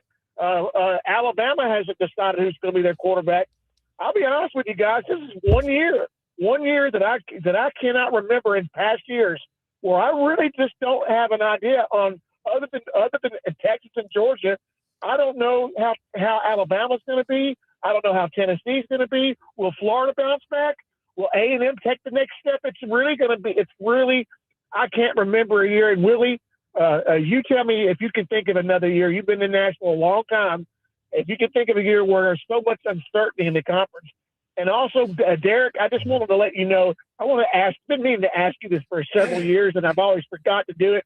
When you were getting your recruiting process, were you recruited by any SEC schools during that recruiting process? And I'll hang up and listen. And I think I've told you this before, Derek. In the history of Michigan State and Tennessee, those two schools have never, ever played. Let that sink in, and I'll hang up and listen. Thanks, James. I didn't know that. I didn't realize that those two teams. But I tell you what, I was recruited by UT early on. But then after a certain point, they just stopped for whatever reason. They just stopped recruiting me. They're lost. But I wanted to go because we had, Aaron Hayton, who played in Knoxville, and had a really good career in Knoxville. He was a running back in my high school. So when he went to UT, that made me even more excited once I started playing, that I started getting letters from University of Tennessee. So, but it only happened for because back then they recruited different. A lot of stuff didn't start until like your junior and your senior year, really late in your junior year, going into your senior year. So they were recruiting me all the way up into my senior year, I think the middle of the season. And obviously it just stopped. Was that Majors as the coach? Yeah. Yep. Majors was the coach at the time. So Willie, what about James's question about the uncertainty at quarterback at multiple multiple schools? I think the coaches probably have a better idea of what they think is going to happen by now than they're saying publicly. But I see his point. I look, I can't go through the whole history, but I think with what is happening now, and take Tennessee and Vanderbilt, they both have some highly recruited quarterbacks that have some tools. They've got some talent, at least coming out of their high school. But in this day and age, it's hard for those guys to come in and have immediate success. And now you have the option at a lot of these schools of bringing in somebody who's played a lot of games and inserting him straight into the lineup. Those guys are much more capable of coming in and having immediate success. So that's why I think you have a lot of these battles. But that's why sometimes I think it might take a year to shake out. Like for Vanderbilt, I'm really excited about what they could look like next year in a second year of Jared Curtis. And I think the same could be true for Josh Heupel in Tennessee. That's why I asked the question of, would you look at it in a 2-year situation? And unlike that, what he called about, that's exactly the mentality of most SEC teams who they want to win right now. They don't want to hear about next year. They want to hear about this year. But it's like you're even Alabama, I think, is a younger team. I think Alabama could be a lot better next year if they take a year to sort of shake things out and find their quarterback. But even the caller was, even though he said that 7-5 is unacceptable, but then he went on to tell us, as we already knew, well, UT have their own quarterback battles, and they haven't named the quarterback. You look at Alabama. So he named about 4 teams that haven't, made a decision on who their starting quarterback is.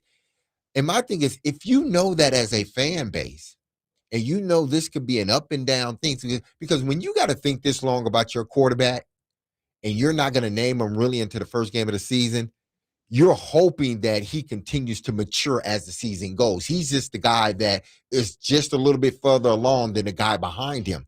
But if it doesn't work out that way, you have to think as a fan, 7-5 in the division like the SEC is really good based on what I know is going on with the team as far as with the quarterback. But I don't think they look at it that way. 615-737-1025. 1, are we underestimating Tennessee football? 2, Vols fans out there. James in Ashland City says 7-5, unacceptable for the Vols this season. What's the bare minimum win-loss record you would accept for the Vols this season? 615-737-1025. We'll take your reaction and continue the conversation coming up next. Willy Dunnick, Derek Mason, Adam Vingan, 1025 The Game.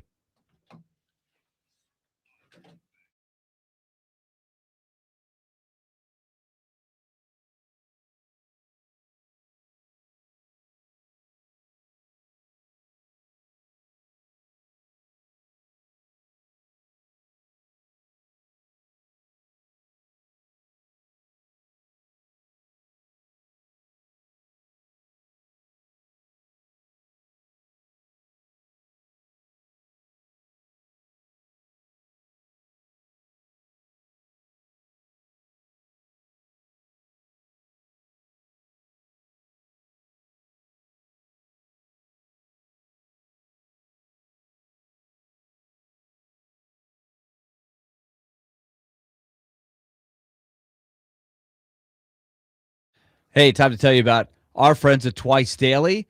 And remember, if you're scrambling around, if you're having one of those days and you still got to figure out a lot of stuff for your day and you need to act fast, it's already somehow 4:39. You're like, well, I got dinner at 6, or I got to do this at 7. Life's got plenty going on. That's where Twice Daily comes in. Hot, fresh pizza, other types of food, pick up the drinks, pick up the snacks, order ahead, in store, or get stuff delivered. It's one less thing to worry about. Twice Daily, pizza's easy, even when life isn't, and it doesn't stop there. The reward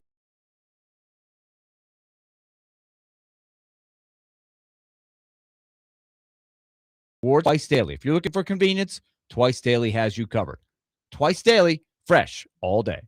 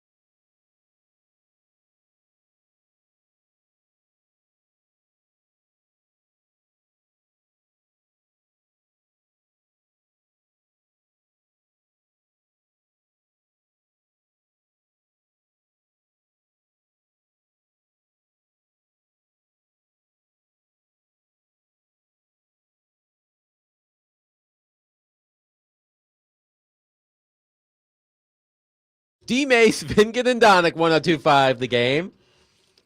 Is this the first time that Thong Song has been played on these airwaves? As we approach our 15th birthday? I'm not sure. Possibly. Could be. Maybe. Maybe not. At least on this show for us. Definitely. It's the first one I can recall. Yeah. First time I can recall this has been played. So you just more awesomely bad songs. I'm not sure this one's in the awesomely you bad. Think that song's this one awfully just bad? Awesomely bad. Awesomely bad. Like bad in a good way. Yes. This one, that one I can't go with. I think that's just straight up not good. You don't think that song's good? I don't think that's a good song. I second this. I'm with Willie. Okay, it just okay. When you say a good song, are you meaning like it's not a song that you can listen to everywhere? Well, that's for sure. It's really just like a club song. Honestly, it's just like right. When I think awesomely bad, I think that song is so bad. It's good. It's good. I mean, I guess if you listen to the lyrics, it's self-explanatory. Let me see that thong. That's all you need to know. I mean, I guess, yeah. It's not. Can I sit down and talk to you? No. Cisco wasn't doing any talking. Can we have dinner? No. He's a busy guy. He's in a rush. So I'm just asking, like, hey, isn't that typically what you say? Hey, hey, lady, let's go out to dinner. That was a Jodeci song, D-Mace. Yeah, you're right. Greg says, I guarantee the thong song was played on your predecessor, 102.5 The Party. I'm sure. It's possible. Yeah. It's been a while. Highly possible. Highly possible. Is there any 102.5 The Party merch floating around anywhere? I'm sure if you look in some closets here, you could find. Actually, we did clean all that stuff out. Remember that a couple of years ago? We went through everything. We found some archives, and we found some fun stuff in the filing cabinets. One texter says, don't appreciate the Cisco shade, Derek. Hey, I'm not giving Cisco shade. I'm the one that was you were sticking up for Cisco. Actually, I think it was Willie. It was Willie with the Cisco shade. I was raining on the parade a little bit. Yes, I was sticking up for Cisco a little bit. Willie Donick, not a thong guy. That's what I've learned today. The thong song. Exactly. Oh, I'm sorry. Not a thong song guy. I forgot the song part. Okay, hold on. Back to the Vols for a moment. Scott says, I have low expectations. 7-5 may be generous. They are thin on the defensive line. They just lost their best starting safety for the year. If they have one more injury at safety, they are probably losing to Furman. Neither quarterback has proven anything at all. Under Josh Heupel, even better teams lose dumb games on the road. They have to stop losing to Arkansas and South Carolina on the road. Hey, but y'all conference deep. That's going to be a tough game. And that's why I think the 7-5 is the old 8-4. Like I really think in some years there are some teams that are going to have an extra loss just because they're playing another good team. Not because they're bad. No, not if they end up in the section of the league that I think is most likely, and I would put Vanderbilt in this. There's a lot of teams that could end up being in the middle. They're not all going to end up winning all those swing games, and their record could be around 7-5. But for some of those teams, it's not good enough. And other teams will be like, okay, we're all right. If you're curious, here are Stuart Mandels of the Athletics SEC predictions, overall records. He has Texas, Oklahoma, and Georgia at 10-2. He has LSU, Alabama, and Florida at 9-3. He has Ole Miss, Texas A&M, and Missouri at 8-4. Tennessee and South Carolina at 7-5. Vanderbilt and Auburn at 6-6. Kentucky at 4-8. Mississippi State at 3-9. Arkansas at 2-10. So basically, obviously this again, it's top heavy, just like any other conference. The SEC. Mandel has Texas winning the league at 8-1 in conference. Right. So he has nobody with less than 2 losses in the entire league. So that is a reflection of the depth of the schedule. The depth. Well, he's saying one of the losses is going to be the Ohio State. That's what he's saying for Texas. Yeah. Yes. One of his predictions is Texas loses to Ohio State again. Everyone freaks out. Then the Longhorns go on to win the SEC. Now they do have Texas. is playing Ohio State at Texas, right? They've got them at home this year. Mm-hmm. And then what he's saying is they're still not. But if you look at Texas's, I mean, it's a murderer's row schedule. No, of Texas. course, I'm not saying that it's not. That's a really tough schedule. So that's what I'm trying to push. Is all 10-2s are not the same. 10-2 for Texas would be quite a bit different than 10-2 for Notre Dame. Just based on who they're playing, or at least the way it appears now. It may not play out quite how it looks now, but I got a pretty good feeling. At the end of the year, Texas is going to be singing the depth and the strength of schedule songs. One texter says, if you go 7-5 at Vanderbilt for a decade, they will erect a statue. I mean, listen, as competitive as everyone continues to say the SEC is, and I'm not disagreeing, you know, I think that 7-5, like Willie said, is the new 8-4. But some programs are just not going to be okay with 7-5, i.e. UT. Here's an interesting text. The problem with college football and fan perception is that 7-5 or 8-4 means absolutely nothing. You have accomplished nothing. Meanwhile, 9-8 and 10-7 gets you into the NFL playoffs most years. Now with the modern parity in the SEC, that's a much more fair comparison. Well, that's this is why I think they want 24 teams.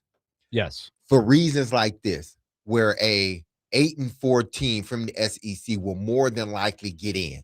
You have a couple of those teams that are 8-4 because they look at it as the strength of schedule. And that's it. That is where the strength of schedule, I think, will make the difference, right? Yeah.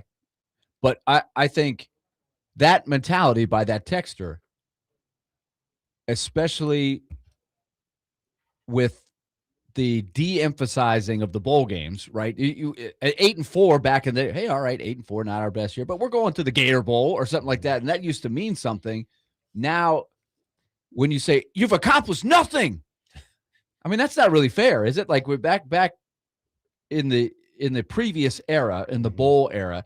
If you went 8-4 and you won the Gator Bowl, you'd feel pretty good. You'd have a decent feeling at the end of the year. Now that is kind of out the window with the playoff system. It's like, did you make the playoffs? No. Well, you didn't do anything. But there's a big difference between 8-4 and 4-8, especially if you're playing really good teams week in and week out, and only 2 cupcakes are on your schedule instead of 3, or back in the day, you could go 4 if you wanted to. The one thing Vols fans are emphasizing is that 3 of their 4 hardest games this season so far, based on the preseason AP poll, 3 of their 4 hardest games this season are at Neyland Stadium. They play Texas at Neyland Stadium. They play Alabama at Neyland Stadium. They play LSU at Neyland Stadium. It would be one thing if it was flipped, where 3 of the 4 hardest games were on the road, but 3 or 4 are at home. So I think that raises those expectations. If you can't take care of business on your home field, what are we even doing? Okay, so now list their 4, because some teams have 5 road games in league play. Vanderbilt is one of them.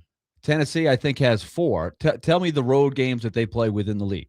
All right, here we go. Because you used to be able to have a year or two where you would play, if you had 8, I mean, you played here is Tennessee's, just for kicks and giggles. Here is Tennessee's full SEC slate. Home to Texas, home to Auburn, at Arkansas, home to Alabama, at South Carolina, home to Kentucky, at Texas A&M, home to LSU, at Vanderbilt. So when they come to Vanderbilt, you think they're just going to roll? Hey, they got the tough games at home. So that's an easy one you're talking about at Vanderbilt, the last game of the season? Think that's going to be easy? I'm throwing it out there. Think it'll be easy? You got that one down as a win? I mean, the Commodores went into your house and pushed you around last season. Well, and also, like I said yesterday, I used the example of Georgia's SEC opener at Arkansas. Georgia will be favored by, I don't know, 12, 14, maybe more points. But Arkansas is an atmosphere. They're going to have a huge crowd. South Carolina will be the same for Tennessee. Tennessee fans can remember some nightmares at South Carolina. Not many. South Carolina, they've been beaten at South Carolina a couple times. But South Carolina, who year in and year out is not a great team, that is an underrated atmosphere. When Vanderbilt beat them last year, they were ranked at South Carolina, was hyped up, top 10 kind of thing. And then what happened? Vanderbilt trounced them. And that did what? And in that day, that was a big win. By the end of the year, you look back and say, well, they beat South Carolina, who was 4-8. but that discounts the atmosphere in the moment at that time. So these are tough games is what I'm getting at. There's no gimmies in the league, I think, as much as there used to be. Dwight says, so I'm an SEC guy and have been all my life, in parentheses, Roll Tide. Between DMase and Willy's arguments, I understand both sides. With Willy's side, we all joke and say what's their strength of schedule to literally everything. But I'm leaning more on DMase's side, because if you are a player, the schedule shouldn't matter. Whoever is in our way, we need to beat them to get into the playoff and win a championship. If you lose, that's on you. No excuses. Okay. There you go. All right. Really see more. I'm getting people more and more to think more along the lines of what I'm thinking. But here again, you talk about these atmospheres. How wild was that atmosphere in South Carolina for about 10 minutes? That's it. And after that, Van just took him out. The quarterback got hurt. The quarterback got hurt. What in towards the end of the first half. Towards the first half. So it was gone.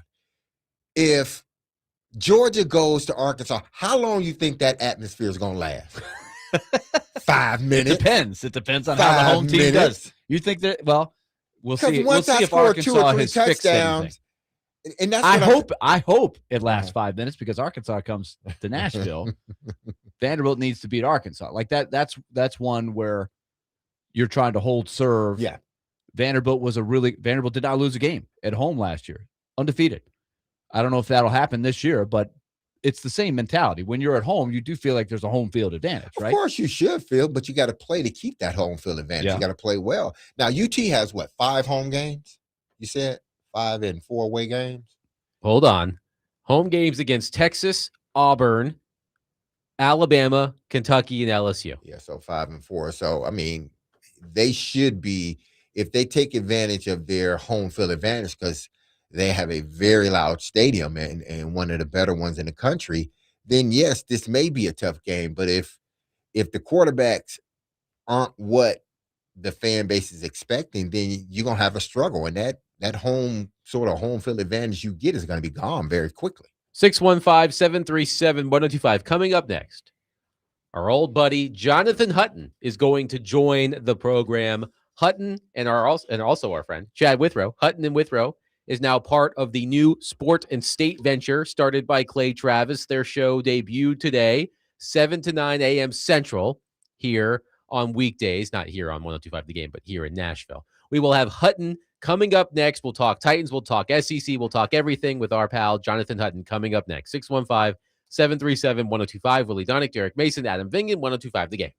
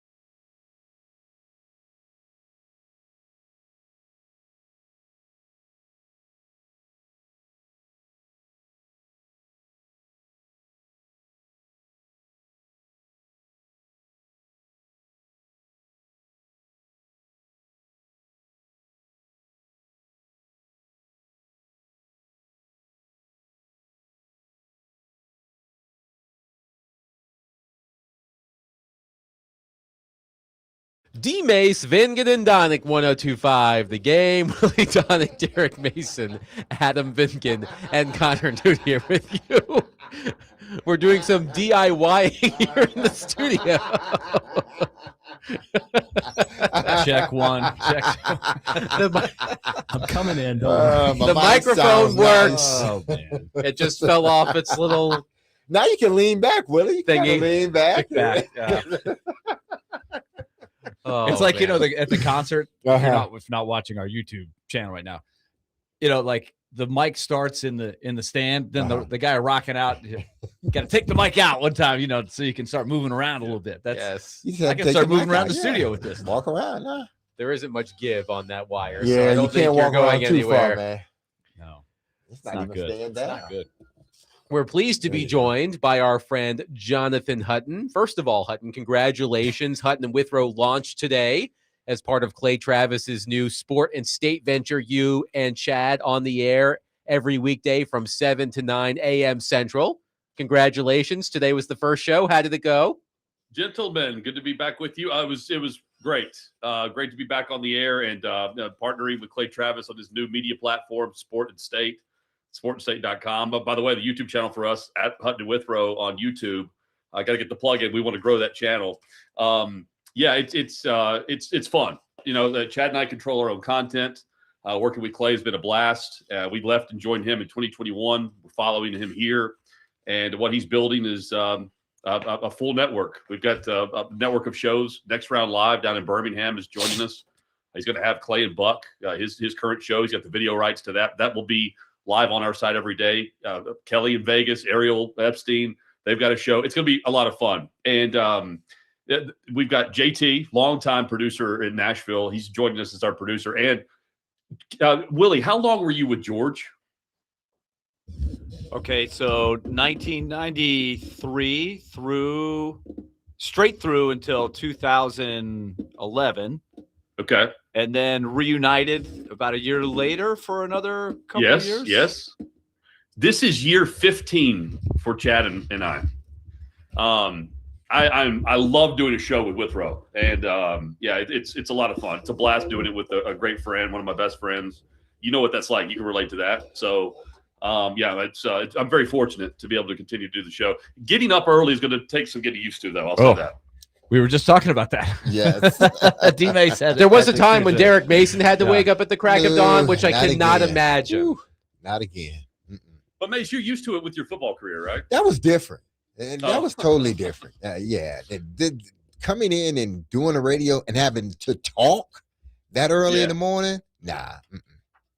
Derek is definitely better suited for afternoon drive. So we're glad to have you back on the program, Hutton. And again, congratulations on the launch of your new show today. So let's start with the local professional football team. Okay. I want to know where you stand in the great Cam Ward post 49ers week debate of 2026, because his performance last week in San Francisco was discouraging, to say the least. As you can imagine, it launched 1,000 hot takes, if not more. Where do you stand on Cam Ward after his performance in the preseason last week? I mean, I certainly wasn't expecting it to look like that. I also understand that, he was knocked around a lot last season, and this is his first live bullet since then. So I'm thinking, okay, maybe everything's sped up because of that. Brian Dable's known for getting accuracy out of his quarterbacks. I mean, he's done that. We know the lineage there with Josh Allen and Daniel Jones and others. Cam's got to hit his layups. These aren't even jumpers. These are layups.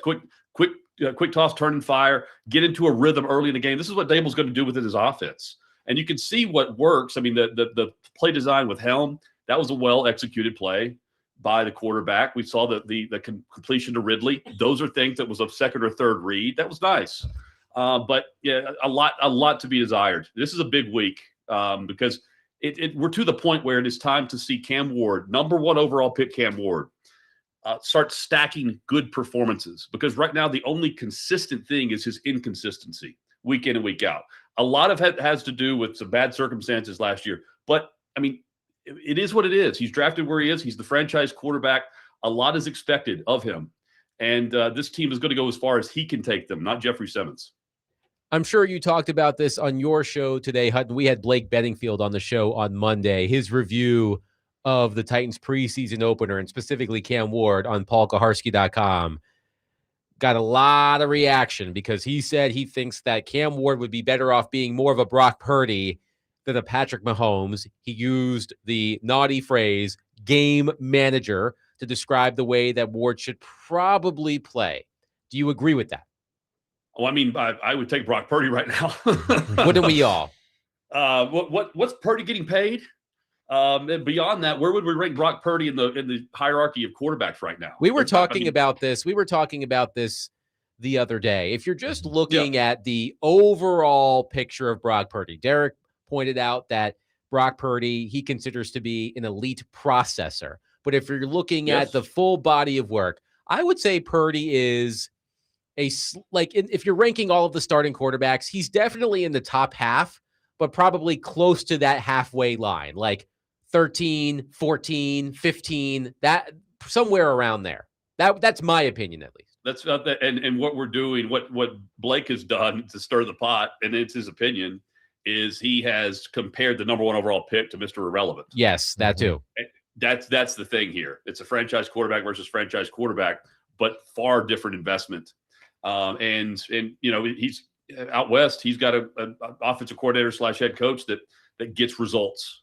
We have not seen a Titans coaching staff get results out of a quarterback lately, and there is a lot on this season. It doesn't have to be a playoff year, but we need to see Ward take the turn, because if not, there's a lot of questions for a franchise that has plenty of them as they open the stadium. And we all know that this whole 3-year plan thing, it ends this year going into 2027. And Ward is, either going to be the starting quarterback the year they host the Super Bowl in the second contract, or the Titans are going to draft another one, and they'll be in this purgatory that they are. Because again, they're not going to get out of this rut unless they have the leadership and the execution, the processing, as DMase says, the delivering consistent performances where it doesn't have to be great week in and week out, but those performances have to happen. And then the baseline, the floor, needs to be raised. And it's got to be, he needs to raise the play of everyone around him, because quite frankly, there are questions about this offensive line, yes, but they have done a lot around him that puts him in a position to be successful within this offense, because it's not bombs over Baghdad here. He can do that, but it's quick execution plays, and they're going to have to do that to protect him more with the offensive line issues. Now, when Blake mentions game manager, at least to me, I think he's more so talking to the coaching staff, because I think we all come into it and we see the number 1 overall pick. Now, Cam has to process like a Brock Purdy, because I do believe Brock Purdy is a top 5 quarterback when you're talking about just completely processing the game. Yes, he's a top 5 quarterback, but it's more than just that when you want to talk about the elite ones. But even with that, it's on the coach to make sure that he puts in place a system that allows him to be a Brock Purdy. Because yes, we know Cam can do all of these wild things, but that's not what I want to see. I want to see him consistently move the ball down the field, consistently process the way it needs to be processed. And I think a lot of that hinges on how well he and Dabo can get on the same page. I agree. Now, by all accounts, listening to Saleh, that the two are fine behind the scenes, right? Mm-hmm. We'll see. But it's on both, the communication there, that they want the quote unquote collaboration. I hate to use that word, but I think it is they're in a spot, guys, where I like this coaching staff. Mm-hmm. I like what I've seen from and heard from Robert Saleh, Dable. I get it. And look, the execution goes a lot of different in different ways here for the offense. In San Francisco, he's got a lot of weapons over the last couple of years that execute and perform in big moments, right? The 4 or 5 plays per game that you have to have, they have players that get it done. And in recent drafts, we've seen them address that with Tate, of course. I think he's a player that gets it done. I like the fact that he played at Ohio State. Success rate there, wide receiver's pretty good coming into the league recently. And they have players that know this offense. but they have not addressed the offensive line concerns. And I do think Dable's going to start by running the football out of the gate. They didn't do that last year. They didn't run the football at the highest rate I thought they could until second half of the season when they started to turn it on. That's when the offensive lines got better. They weren't going to set the sack record, but second half of the season, and that helps the quarterback overall. But they've got to be better up front. But it starts with Cam Ward, like Jeffrey Simmons said on the Pivot podcast. He went to Cam Ward this offseason and said, "This is your team. Take over." That's the leader of the football team telling the quarterback, "Go at it, take it." And now it's up to Cam Ward to go perform. That's what it comes down to. Is he going to go out and ball or not?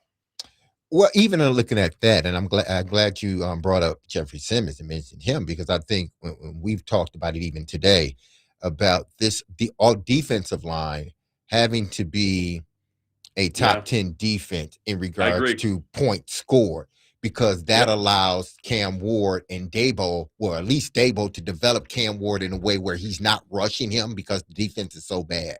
And that's San Francisco, DMase. That's also what Purdy has. Yes.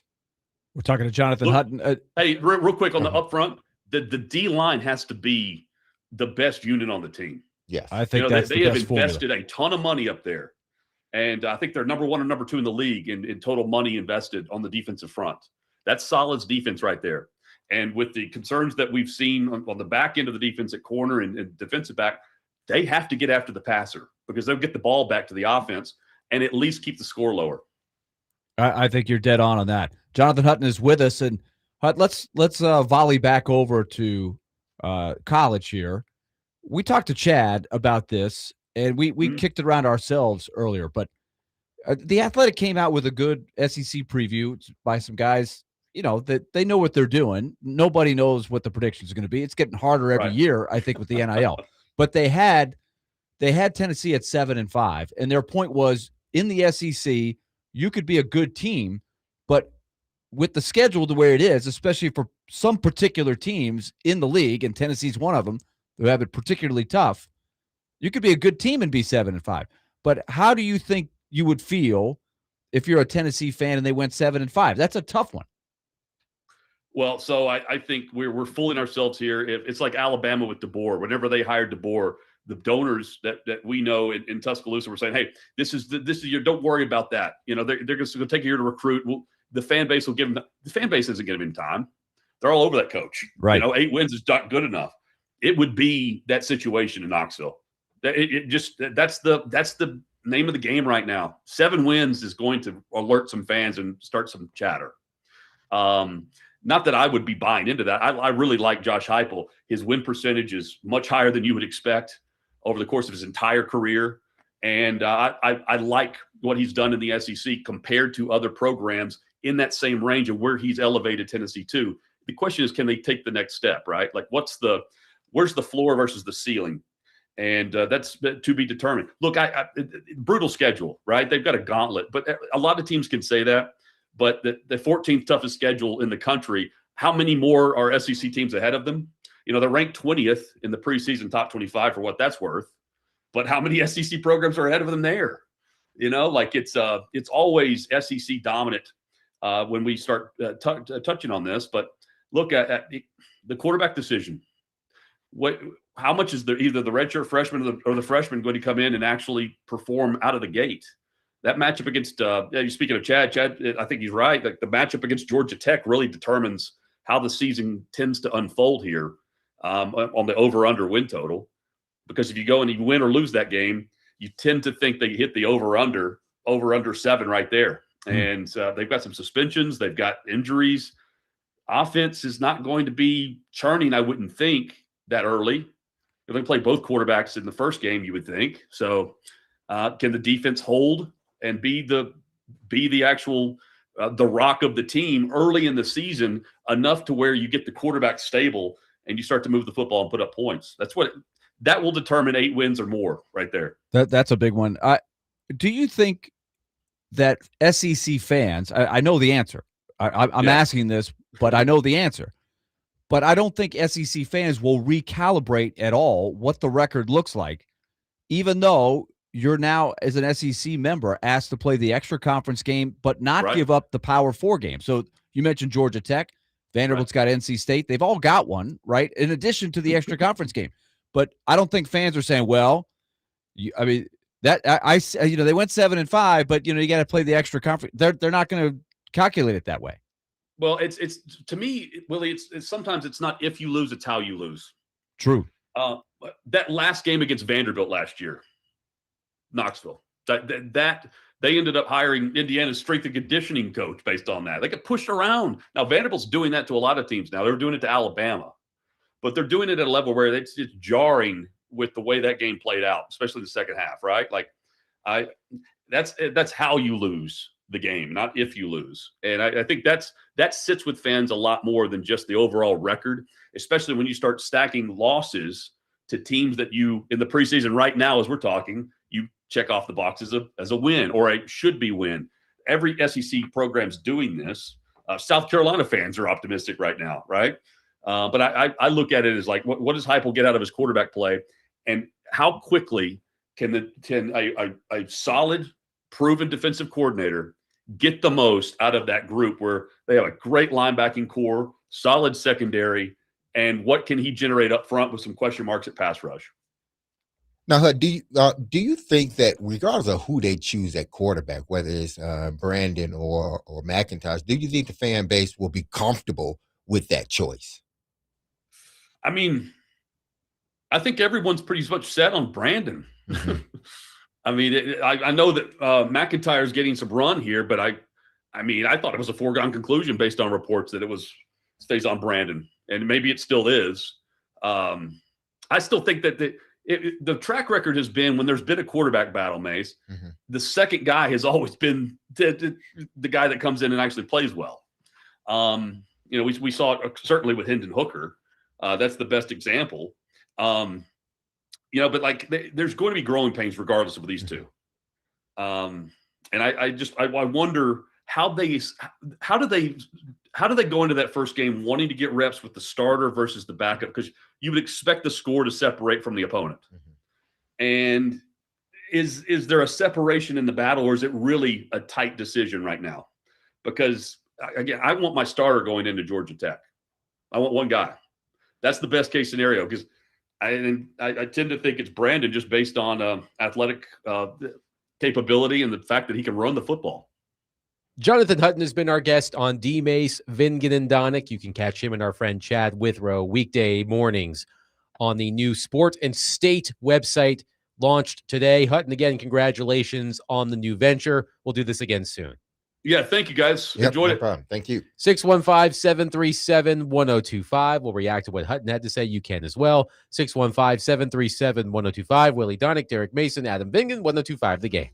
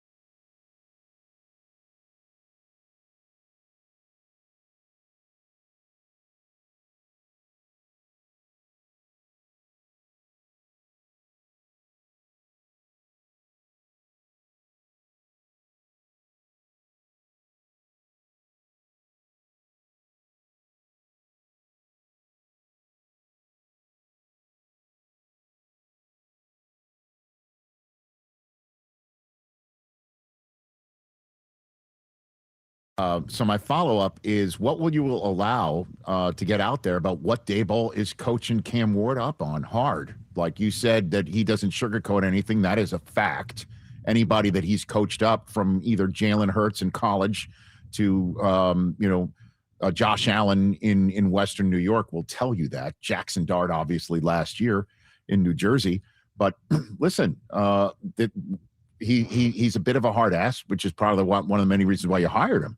What's he telling him? Like, what's he? Well, he's a truth teller. A lot of times in this day and age, where you'll find that these kids are raised to kind of coddle, in the sense that being honest with kids is kind of, you might lose a kid if you're too honest with them. So you got to sugarcoat everything and kind of coddle them. But we've always taken the approach, Daboll too, that they'll respect you more if you tell them the truth. Tell them where they are. Tell them what they need to get done. Tell them whether they're right or wrong. And you can't be afraid about. We're not trying to make friends, but in the process, you're going to end up finding that yourself in a very honest, open relationship that gets the most out of each other. And I think that's where Daboll's strength is with Cam right now. Hold on. Yes. This is an awesomely bad song. This was on VH1's. No. This was on VH1's list of the most awesomely bad songs ever. Phil Collins, Susudio. I'm throwing the flag on this one. Come on, this is a great song. I figured you would like it, which is why I included it. We will not have anything bad said about Phil Collins on this show. Awesomely, nothing bad, unless you're talking about like Michael Jackson bad. Like, I'm bad. Bad is a good. It's a good thing. Yeah. Come on. Well, wait until you hear with the song. Earth, Wind, and Fire horn section that he hired. Come on. Wait until like you number hear one the in song. the country. Wait until you hear the song at the end. Oh wow! Of the show. It's gonna be a doozy, huh? There's no comparison to that song and the thong song. Come on. They were on the same list. They were on the same list. They don't belong on the same list. They were on the same list. It should be in different time zones, those two songs. Again, the number one song on the list of most awesomely bad songs ever, as decided by VH1 like 20 years ago. We Built This City by Jefferson Starship. That was the number one. I can see that. Studio, come on, that's a great song. It's like number one. That was a staple at places, man. Come on, y'all hate that song. I didn't make the list. I didn't make the list. These are iconic songs, man. Again, wait until you hear the last one. Wait until you hear the last one. By the way, that was Robert Saleh on the Rich Eisen show talking about Brian Daboll, Cam Ward, coaching, and that's a theme we hear a lot these days. You can't. Kids these days, you got to sugarcoat everything. You can't be honest with them. But Robert Saleh, he says that he and Daboll, they're being honest, being straight shooters with Cam Ward.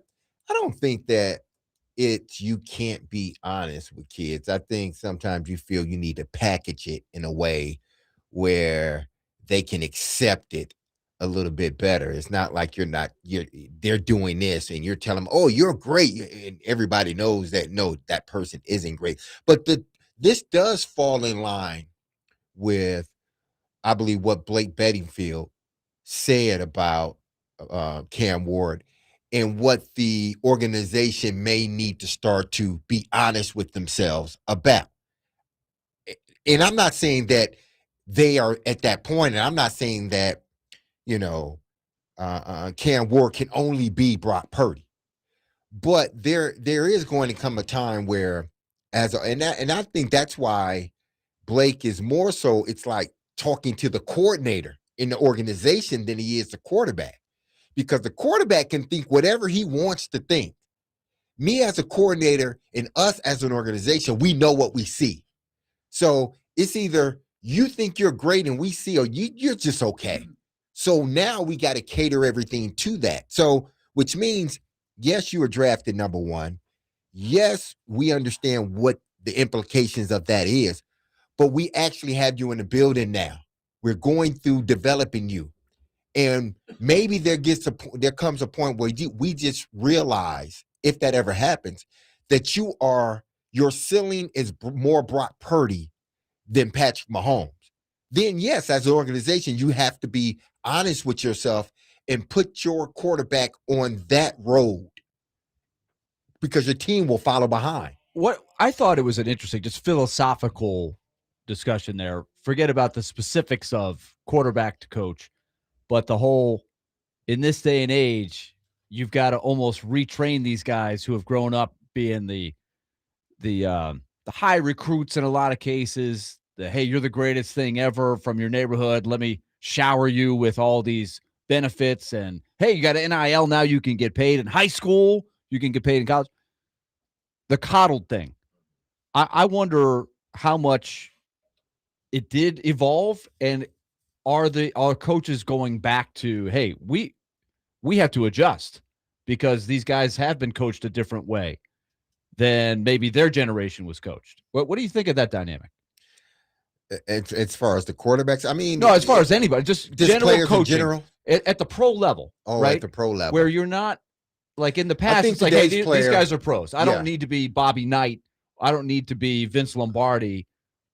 These guys are pros. They know, but now that you've got maybe this generation of NIL kids and guys who maybe a little. I don't want to say soft, but it's different. These guys have come in, made hundreds of thousands of dollars, if not millions of dollars sometimes, as they're walking in. But I think it's at least, I think that's always at least, let's just say starting in 97 when I got in the NFL and sort of fast forward a little bit into the 2000s. I think that was always in place because I'm sure as a head coach back in the early 2000s, there were certain ways you had to coach certain individuals. Everybody didn't, respond to the yell and scream and the point and this and that. You always had to evolve yourself as a head coach. I think Jeff Fisher even talked about that. Yeah. Having to be more than just the X's and O's. You got to know how to coach an individual, and every player is coached different. Okay, so let's take the honesty part.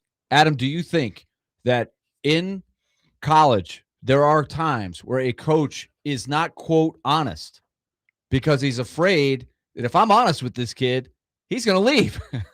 And I think down the road, this kid could be a player. We want him to stay. So I'm going to tiptoe around it a little bit. I'm going to maybe handle a little different instead of just maybe dropping the iron glove and saying, we've got to have it right now. You've got to do this. I do think that that's a dilemma sometimes for college coaches where you lose the quote directness or the honesty part of it. And Robert Saleh's sitting there going, we got to be honest with these guys. Maybe some of these guys haven't been coached that way, but we have to do it. One texter says, would you say if Cam Ward's performance was as good as Chad Pennington's when he played for the Jets, would the Titans be a winning team? First of all, that is a name I haven't heard in a very long time. Knoxville Webb.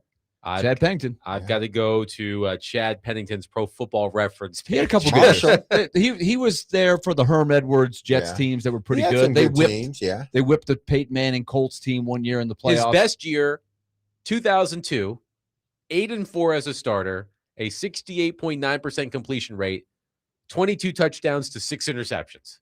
I mean, I would take that for Cam Ward. Yeah. Or today's equivalent of that. I would certainly take that. But that's, knowing what you have, and Chad wasn't a number one overall pick, but I believe, what round did he get chosen in? He was a first-round pick, 18th overall in 2000. So he's still a first-round pick. So am I right? He was Randy Moss's quarterback at Marshall. Yeah. So there's still a level of expectation you have because you were the number one pick. I mean, because you were a first-round pick. Now the expectations is even higher when you're the first pick overall. But I think that, once you start coaching that individual, regardless of where you drafted him at, you could have drafted him, he could have been Mr. Irrelevant. But once you get him in camp and start to see how he's developing, either you got more than what you thought you were going to get at Mr. Irrelevant, or you're getting a little bit less of what you thought you were going to get as the first overall. Now I got to coach based upon that, which I've seen. It's not I'm coaching based upon what we evaluated him. Now I got him in the building. Now we're developing. Now he may not be that elite number one overall guy. He just may be a good quarterback. Now I'm remembering when Joey Harrington had a billboard in Times Square right before he was drafted by the Lions. That was Sorry, a Derek disaster Mason. with the Lions too. Yeah, he went 3-9 in his rookie year with the Lions. One texter says coaches tiptoe around kids now because of NIL. Before, they wouldn't tiptoe around anything because if the kid talked back, they would just bench him and then not sign off on a transfer and make him sit out for 2 years and make him irrelevant. Well, and even if they didn't go that far, you still had to sit out a year, Yeah. which was a lot. That's a whole ordeal. You got to find out where you're going, and you have to. That whole year can be a long year. I've seen plenty of red shirts back in the day. Do you really think, Derek, that the style of coaching in terms of how a coach addresses a player really has a measurable impact on how a player performs? I think some guys early on, I think how you coach them up, how they, receive that coaching, how they learn. I think there is a art and a science to it. That's why everybody can't be coaches. Even the greatest of players sometimes just can't make that transition to be a coach because it's hard because everybody can't be coached the same. They just can't. If everybody was the same, if everybody had the same traits and everything else, then yes, coach all 53 of them because they all alike. But in sports, you can have a three-person team and you can't coach all three of those people the same because they're different. It's the same with 53 men, trying to coach everyone. Jeff Fisher couldn't coach. He can talk to everybody and he can be the same when you're talking about discipline with everybody, but he didn't coach me or couldn't coach me the way he coached Steve McNair or the way he coached Eddie George. It was totally different because we're different individuals and we approach the game totally different. So you got to know who you're coaching and how to coach them to get the best out of them. 615-737-1025. We'll take your thoughts on the Titans. Their next open practice Friday against the defending Super Bowl champion Seattle Seahawks. So we will all be out there. Really interested to see how that practice shakes out for the Titans. Hopefully better than their practice with the Niners. 615-737-1025. We'll wrap up the show coming up next. Yesterday, a lot of you seemed entertained when I went off script and complained about something. Well, I've got another complaint to share to end the show. Oh boy. End the show. And we have to reveal the most awesomely bad song on my list. Yeah. Well, it's not the most awesomely bad song of the group, but I feel like the two of you are going to be really upset that this song was included. More on the upset list. than Sussudio? I think so. Oh, man. I think so. We got to find out about this. 615-737-1025. Willy Donick, Derek Mason, Adam Vingham, 1025 The Game.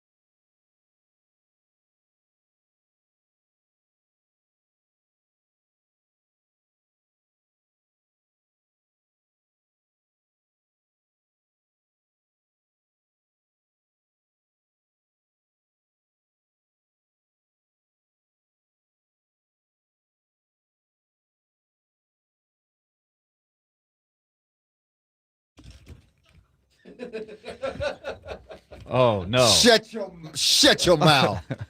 Wait a minute. Seriously? You can't. This Wow. can't be. It can't be. You cannot. This song was a hit. See, oh my. Eddie, wow. When Eddie dropped this song, man, every party all the time was everywhere. Yeah. 1985, Eddie Murphy, Party All the Time. With Rick James backing him up. Exactly. That song was everywhere.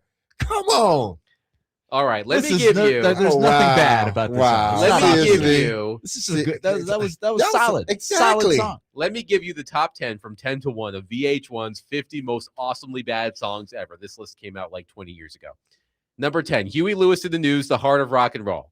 Number 9, Bobby McFerrin, Don't Worry, Be Happy. See, that was Yeah, unique. I thought that was a good That's song. a unique song. Number That was a good 8, Ricky Martin, She Bangs. Come one. Yeah, on. that's kinda Number shaky. 7, Eddie Murphy, Party All the Time. Come on. Number 6, Deep Blue Something, Breakfast at Tiffany's. Yeah, that's kind of a weak song. Number yeah. 5, Vanilla Ice, Ice, Ice Baby. That's- Number 4, That's controversial. Yeah. Limp Bizkit, Rollin'. I liked Roy. Number 3, Wang Chung, Everybody Have Fun Come Tonight. on. Now that one, I awesome. think that's the true awesomely bad because it's like over the top. But crazy. everybody was singing it. Everybody Wang Chung tonight. Yes. Like, what does that even mean? I don't know.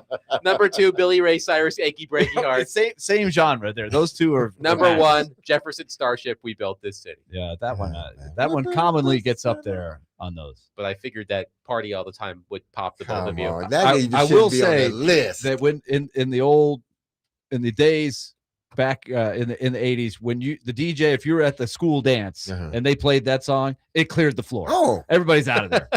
We built this city. It was like, I'm gonna go get a drink, you guys. Where's the punch bowl? but it was a staple, though. It was a staple, man. What are some of the other honorable mentions? All right, let's see. Some of the other songs included on this list. Brian Adams, The Only Thing That Looks Good on Me Is You. I don't know much about that one. Rex and Effect, Rump Shaker. Oh, See, come on, that's that a good was- song. Now damn. that's not clearing the dance floor. People No, are going to it's gather not. for that People, one. more people are coming Yeah, to the dance. that's bringing them in. Meatloaf, I Do Anything for Love, but I won't do that. The title's too long. Color Me Bad, I Want to Sex You Up. That was That's the a- joint. that's a jam. back in That's the a day, jam. man. Come Come on. on. Rednecks, Cheesy a Cotton little Eye bit, Joe. yeah. Rednecks, Cotton Eye Joe. We could do without the Cotton Eye Joe. Yeah, it gets played a lot. That's an arena. Corey staple. Hart, Sunglasses at Night. Oh, that's That awesome. was a hit. That was a hit. Come on. It was a big hit. Come on. Jerry says, Party All the Time was absolutely horrible. It Come was on. There's good no song, accounting man. for Come taste. on. Come on, when Eddie. Should we play it again for old time's sake? Eddie was a top notch. He was Eddie Murphy as a singer, just barely good enough to get by. Exactly. Just barely. You know, he's struggling. He's trying to hit the notes here. See, now that's Rick James. He's coming in with the backup. Exactly. That helps the song right there. Anytime you could throw Rick James Yeah. on the track is good. Okay. Back then, come on now. Can I ask a dumb question? Yes. Who's Rick James? Oh, no. Oh, no. I'm Rick James. Go home, Connor. Just Google him. I'm Just Rick Google him. James. Go home and watch the Chappelle Show skit about Rick James. That's all you need to know. Just Google him. Shoot the J. Shoot it.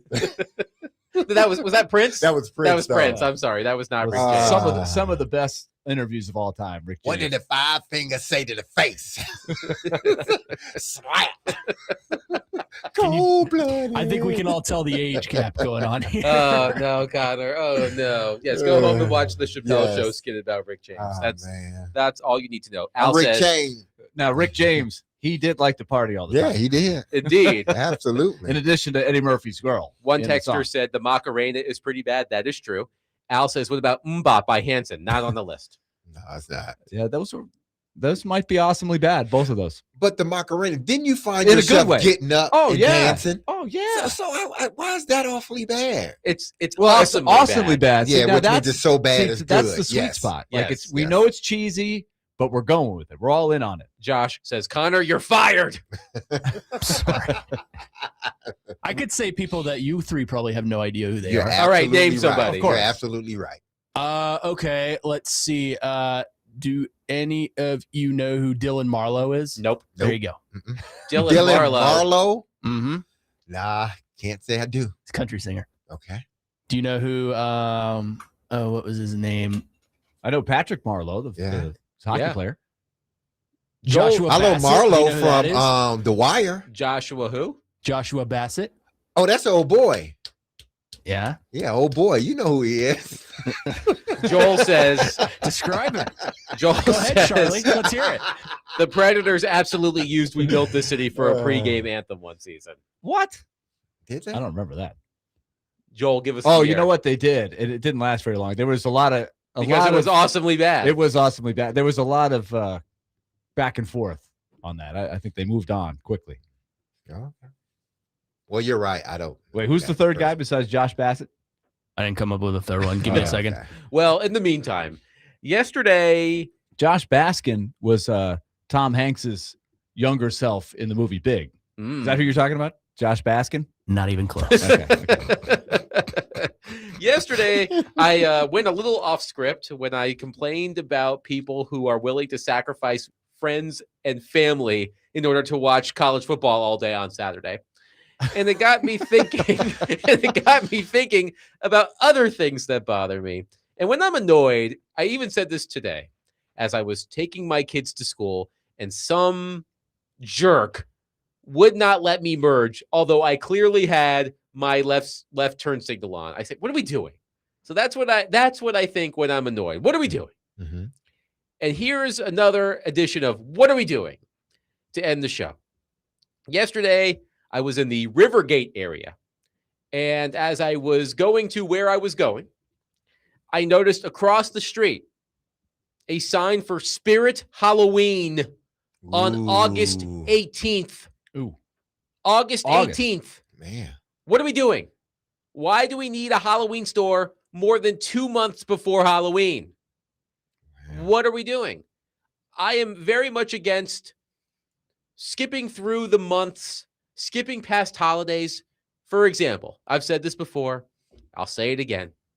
It is unacceptable to put up your Christmas decorations until Black Friday. It bothers me to no end when people put up their Christmas decorations on November 1st. That is Thanksgiving erasure. All right? Make sure that you give Thanksgiving its due before you put up your Christmas decorations. I'm with you with that. To me, Black Friday is the first day you are allowed to put up Christmas decorations if I'm involved. My wife knows that. She doesn't listen, but she knows it. All right. So what are we doing, Spirit Halloween, on August 18th? It's still hot outside. I'm going to connect what you're saying because I think it's Christmas's fault because I feel like Thanksgiving feels a little shortchanged because people put the Christmas stuff early. Mm-hmm. And the same thing has happened with Halloween. People skip over Halloween for the Thanksgiving stuff. So I think Halloween's like, well, then we're going to put stuff up in August. That's what we're going to do. The Halloween people. Just to get the full effect. Yeah. Yeah. So people don't forget about that. I think that's the. Is anybody buying their Halloween costume on August 18th? If you are, let us know. 615-737-1025. You may be able to get it cheaper now if you buy it.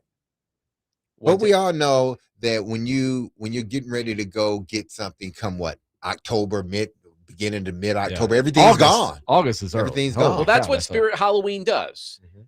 The company finds abandoned storefronts, squats in them for a couple of months, sells some costumes, and leaves. Yeah. That's what happens. Brandy they're says selling the early bird specials. Yes. Brandy says Halloween is the next holiday. Pumpkin spice lattes come back next week. Is it next week? Oh man. They're back already. That's insane.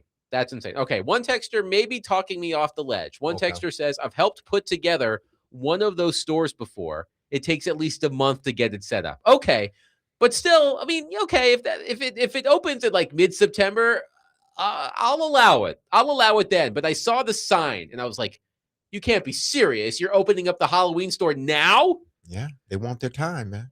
They want their place in the sun, in the sun, okay? They want to shine. Let them shine. Let them shine at them. One texter says, should we move American Thanksgiving to where Canadian Thanksgiving is to allow more time? Canadian Thanksgiving is early November? Or no, it's like mid-October, actually, right? I don't know when Canadian Thanksgiving is. I'm not Canadian. I feel like I've been up there for that, and I still don't remember when it is. I'm sure you have. Yeah. On one of the trips. Craig says, if I come to your house for Thanksgiving and Christmas stuff is up, I'm leaving. One texter says, "Thank you. My wife puts up our Christmas tree the day after Halloween. Drives me nuts." That is insane. That's early. That is That insane. is super early. I mean, that's just an insult to Thanksgiving. Yes, indeed. So here's my Thanksgiving is quality. You got to take advantage of the good things of Thanksgiving. My rule of thumb is Christmas decorations, Black Friday through January 2nd. You can keep up your Christmas decorations through the new year, and then when that's done, you have to take them down, unless you're Derek Mason, who once said you're allowed to say Happy New Year to somebody in March if you haven't seen them in that calendar year. But you know what? Thanksgiving, I'm just thinking about this. Thanksgiving is not one of those days you need to ramp up for. So I don't know why it infringes on any and everybody else's holiday. Because Thanksgiving is just that day. It's not like, oh, we're going to Christmas, you got to put up your Christmas tree. You got to do all this. Halloween, you got to put out your Halloween stuff. Yeah. Thanksgiving, I mean, I know people put out there's things. a little flavor and stuff, but it's not still as much. like Not as much. Yeah. Really a one-day thing. It's like a one-stop shop. Bam, you're out of here the next day. Right. Because they go on to Christmas stuff the next day. So Thanksgiving really only has that one day. Brian says, Adam, I put my Christmas stuff up early in November because my wife puts up 11 Christmas trees, but my boss likes to start our Christmas office music September 1st. Ooh, By that's the time early. Halloween rolls around, I'm saying, oh, that's early. That is super early. Hey, Brian, my advice to you, quit. Yeah, that's a tough workplace. That's a tough. Yeah, that's man. a little Christmas songs in September. By the time you get to December 1st, you're played out all the songs. You ain't got no more songs. But my point is, yesterday I was driving, minding my own business, trying not to be mad at people who are like, oh, honey, I can't do anything on Saturdays because I have to watch college football all day long. And then I saw the Spirit Halloween sign, and I said, what are we doing? We don't need a Halloween store in mid-August. But one texter says it takes a month to set up, so maybe I'm misinformed, and that's okay. I will correct the record if I am indeed misinformed.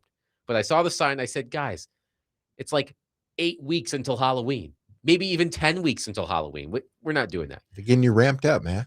Look at your costume. One texter says, ditto in Clarksville, we do Wild Turkey Wednesday the day before Thanksgiving. Turkeys are a sensitive subject on this program. Yeah. After Willy bludgeoned one on the way to Portland one They're time. listening. They're listening. So I ain't saying nothing bad about a turkey. Oh, man. But that's all. So I feel like we should wrap up the show every day by asking ourselves, what are we doing? And getting something off of our chest before we go home. And you all can participate as well. Okay. I've got a candidate for tomorrow then. Okay. What are we doing? What are we doing? What are we doing? Well, I think I accidentally hijacked it before you even started by not knowing who Rick James was. Yeah. What are we doing here? You don't know who Rick James. What are we doing? I do know, actually. Now you know. Super Freak. There we go. There you go. Absolutely. Yes. That's a start. Connor, what's coming up on the 6th, my friend? The birthday boy, Dr. Crane. He's going to Mahoney Donick? Oh, I wish we could interview him. That'd be awesome. Can we get Mahoney Donick on the 6th? I'm sure you could. Dr. Crane's going to join. We're going to talk about Titans training camp. Plus, I have a what are we doing that I don't think Vols fans are going to like. So we'll get into that. Sensitive. Maybe someone will call and yell at you again. Be great. That'll do it for us today. We will talk to you tomorrow, of course, at 3 p.m. We'll continue our discussion on the Tennessee Titans as they prepare for a joint practice against the Seahawks. Mitch Light will join us in the 4 o'clock hour to talk some college football. But in the meantime, have a wonderful rest of your day. Have a safe drive home if you're driving right now. And we'll talk to you tomorrow at 3. Be loved, love on your people. Have a safe, blessed, and wonderful day. I love you. The team loves you. You hear that music? Don't you forget about us, because we will not forget about you. We're back on these airways starting at 3 p.m. tomorrow on 102.5 The Game, discussing more Tennessee Titans and everything else sports. And we will even get to some stuff that doesn't have to do with sports, as we always do. But as I always say, we're going to be talking, and you going to be listening. Peace, and the 6 is next.